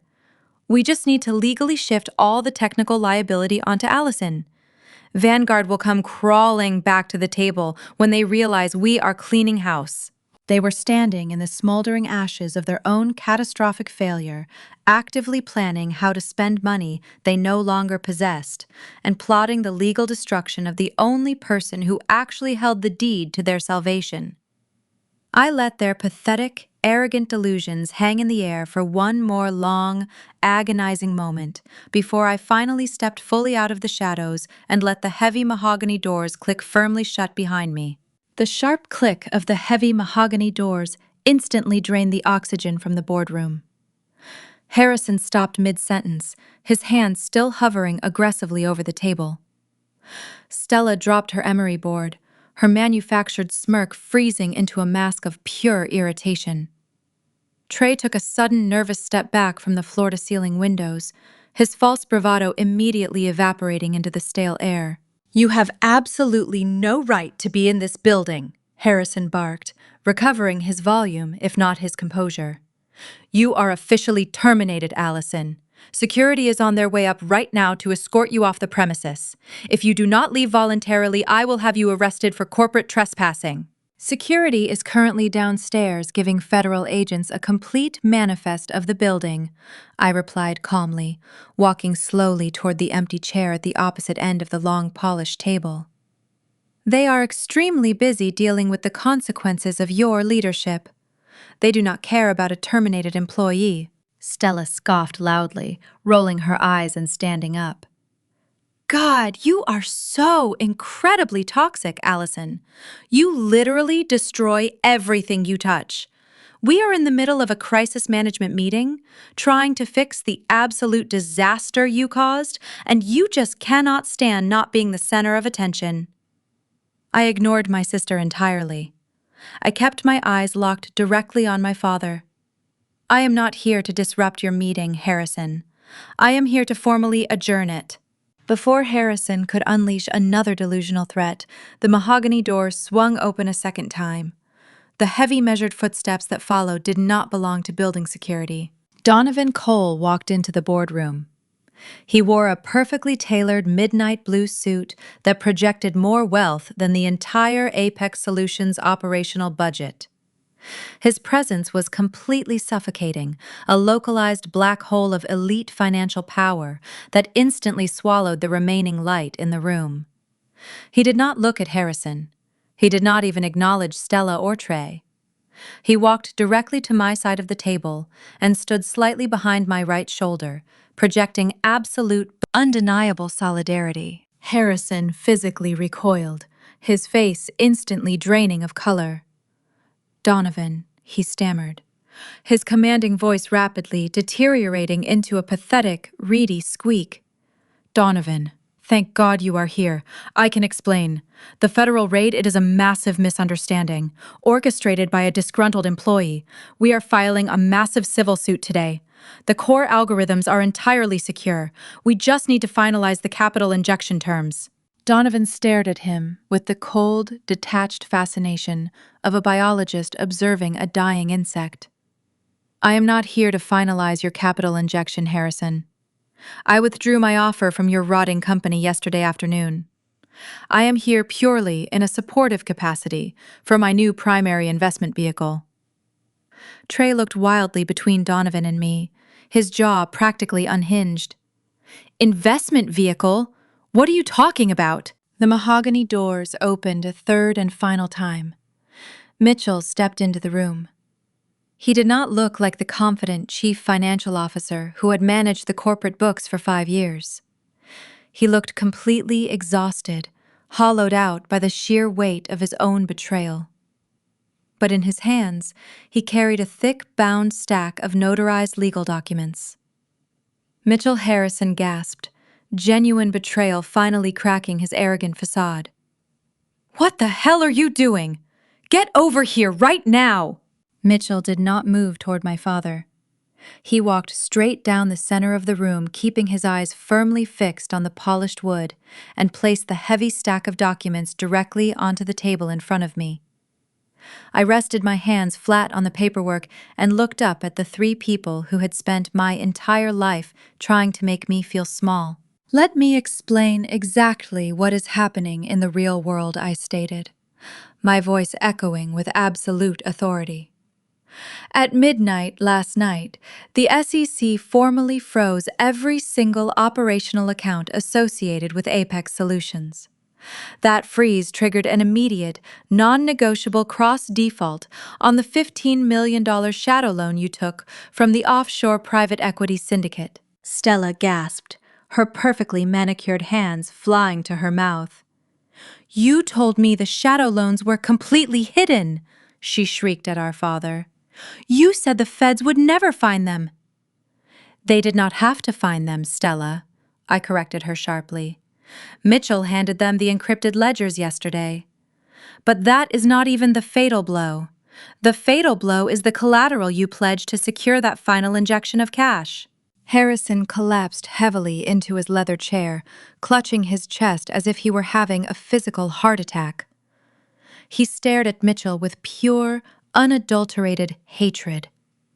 "You gave them the master agreement." "He had no choice," I said smoothly, "because if he had not given it to me, I would not have been able to save the Lake Forest estate." The silence in the boardroom became absolute. Trey looked physically sick. Stella dropped heavily back into her chair, her eyes wide with mounting terror. "That is right," I continued, leaning forward and tapping the heavy stack of documents. "I know you leveraged the family home to fund Stella's catastrophic vanity project. I know the private equity enforcers were preparing to seize the property and throw Caroline onto the street this morning. So I intercepted the crisis. I slid the thick stack of documents straight down the long table. It stopped precisely in front of Harrison.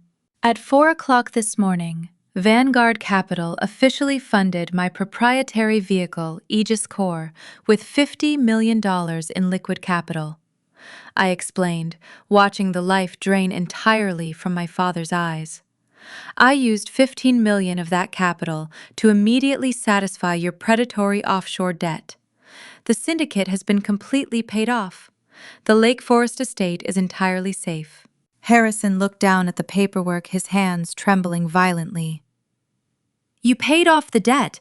Why would you do that? Because I did not pay it off as a charity gesture, Harrison. I bought the debt. I bought it and I aggressively executed the default clauses myself.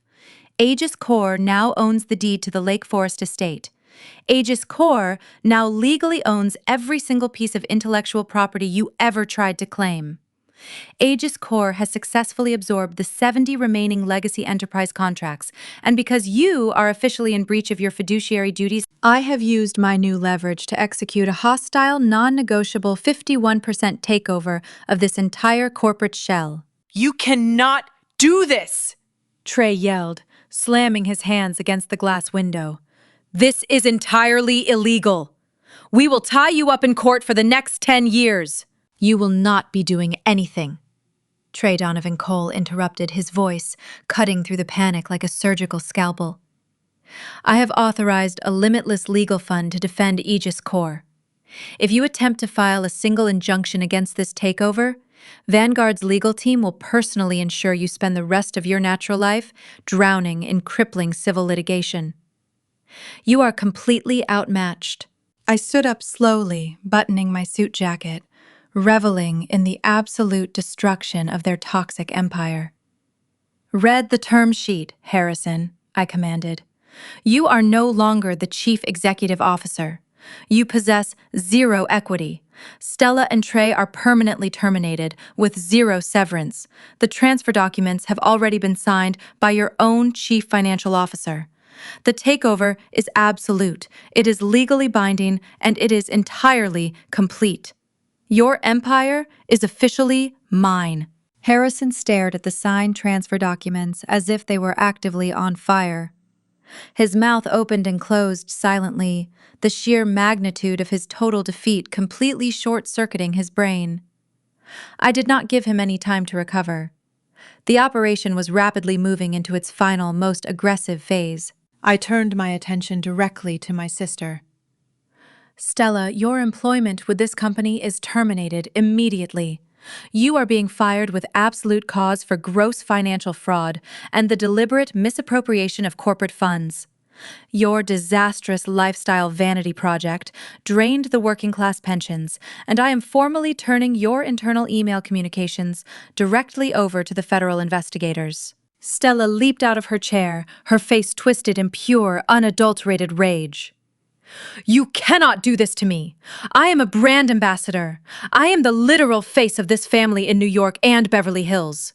You are just a bitter, jealous coder who wants to steal my cultural spotlight. Your spotlight is currently under federal indictment, I replied coldly, completely unfazed by her tantrum. Gather your personal belongings. You have exactly 5 minutes before I have you physically removed from the premises. I pivoted instantly to my brother-in-law. Trey, you are completely fired. Your termination is also with direct cause. You personally signed the fraudulent vendor contracts for the Manhattan retail spaces. Vanguard Capital is immediately initiating aggressive civil litigation against you to recoup the lost advertising expenditures. You are financially ruined, and you will never hold an executive position in corporate America again. Trey did not yell. He did not try to fight back. He simply collapsed back against the thick glass window, sliding slowly down to the floor as the crushing reality of his massive personal liability finally broke his spirit in half. Finally, I looked back at the man who had built this toxic, rotting empire. Harrison, you are permanently ousted from the executive board. You are completely stripped of your title, your equity, and your access to this building. Your deliberate breach of fiduciary duty, Your illegal shadow loans and your absolute betrayal of your own employees have permanently disqualified you from any future involvement with this organization. You are entirely finished. You arrogant little brat, Harrison snarled, his voice trembling with a chaotic mix of fury and sheer panic. I built this company from the ground up. I put a solid roof over your head. I gave you absolutely everything. You are stealing my legacy. You destroyed your own legacy, I corrected him, my voice razor sharp and echoing across the quiet room. I just salvaged the scrap metal to build my own armor. Right on cue, the heavy mahogany doors swung open for the fourth and final time. It was not another federal agent. It was the head of building security, flanked by 4 massive, heavily armed, uniformed guards. They had just finished their federal walkthrough downstairs and were ready for their new executive directives. I pointed directly at the 3 broken figures scattered around the boardroom. Escort these 3 individuals out of the building immediately. They are to hand over their key cards, their corporate devices, and all physical building keys. If they resist your orders in any way, you will call the Chicago police and press formal trespassing charges on behalf of Aegis Corps. The security chief nodded once. He stepped forward, signaling his men to move in aggressively. Harrison tried to resist. He tried to stand his ground and bark a commanding order at the guards, entirely forgetting that his authority had just evaporated into thin air. The security chief did not even flinch. He simply grabbed my father tightly by the arm and forcefully marched him toward the door. Stella was screaming hysterically, swatting violently at the guards as they firmly confiscated her diamond-encrusted corporate phone. She was shouting loud threats about hiring high-powered lawyers and launching a massive public relations war. Nobody listened to a single word. Trey did not make a single sound. 2 guards had to physically lift him off the floor and drag him out of the room like a lifeless mannequin. The heavy doors clicked shut for the last time. The panicked screaming faded rapidly down the carpeted hallway. Then there was only silence. Donovan Cole adjusted his immaculate bespoke cuffs and offered a rare, slight nod of genuine professional approval. An incredibly efficient execution, Allison. Vanguard Capital looks forward to the highly profitable new era of Aegis Corps. He turned and walked smoothly out of the boardroom, leaving me completely alone with Mitchell. Mitchell stood completely frozen in place, staring blankly at the empty leather chairs. He looked at me, a silent, terrified question hanging heavy in the air. "Go back to your desk, Mitchell," I commanded. "Prepare the internal transition memos for the remaining staff. The federal agents will want to speak with you again in exactly 1 hour." He scurried out of the room without making a single sound. I walked slowly to the head of the massive, polished mahogany table. I reached out and ran my hand along the expensive leather of the chief executive chair. For my entire life, this specific seat had represented absolute patriarchal control. It had represented the fundamental, unquestioned belief that my intense labor, my specialized intellect, and my sheer brilliance existed solely to be harvested by the entitled men in my family. I pulled the heavy chair back and sat down. It fit perfectly.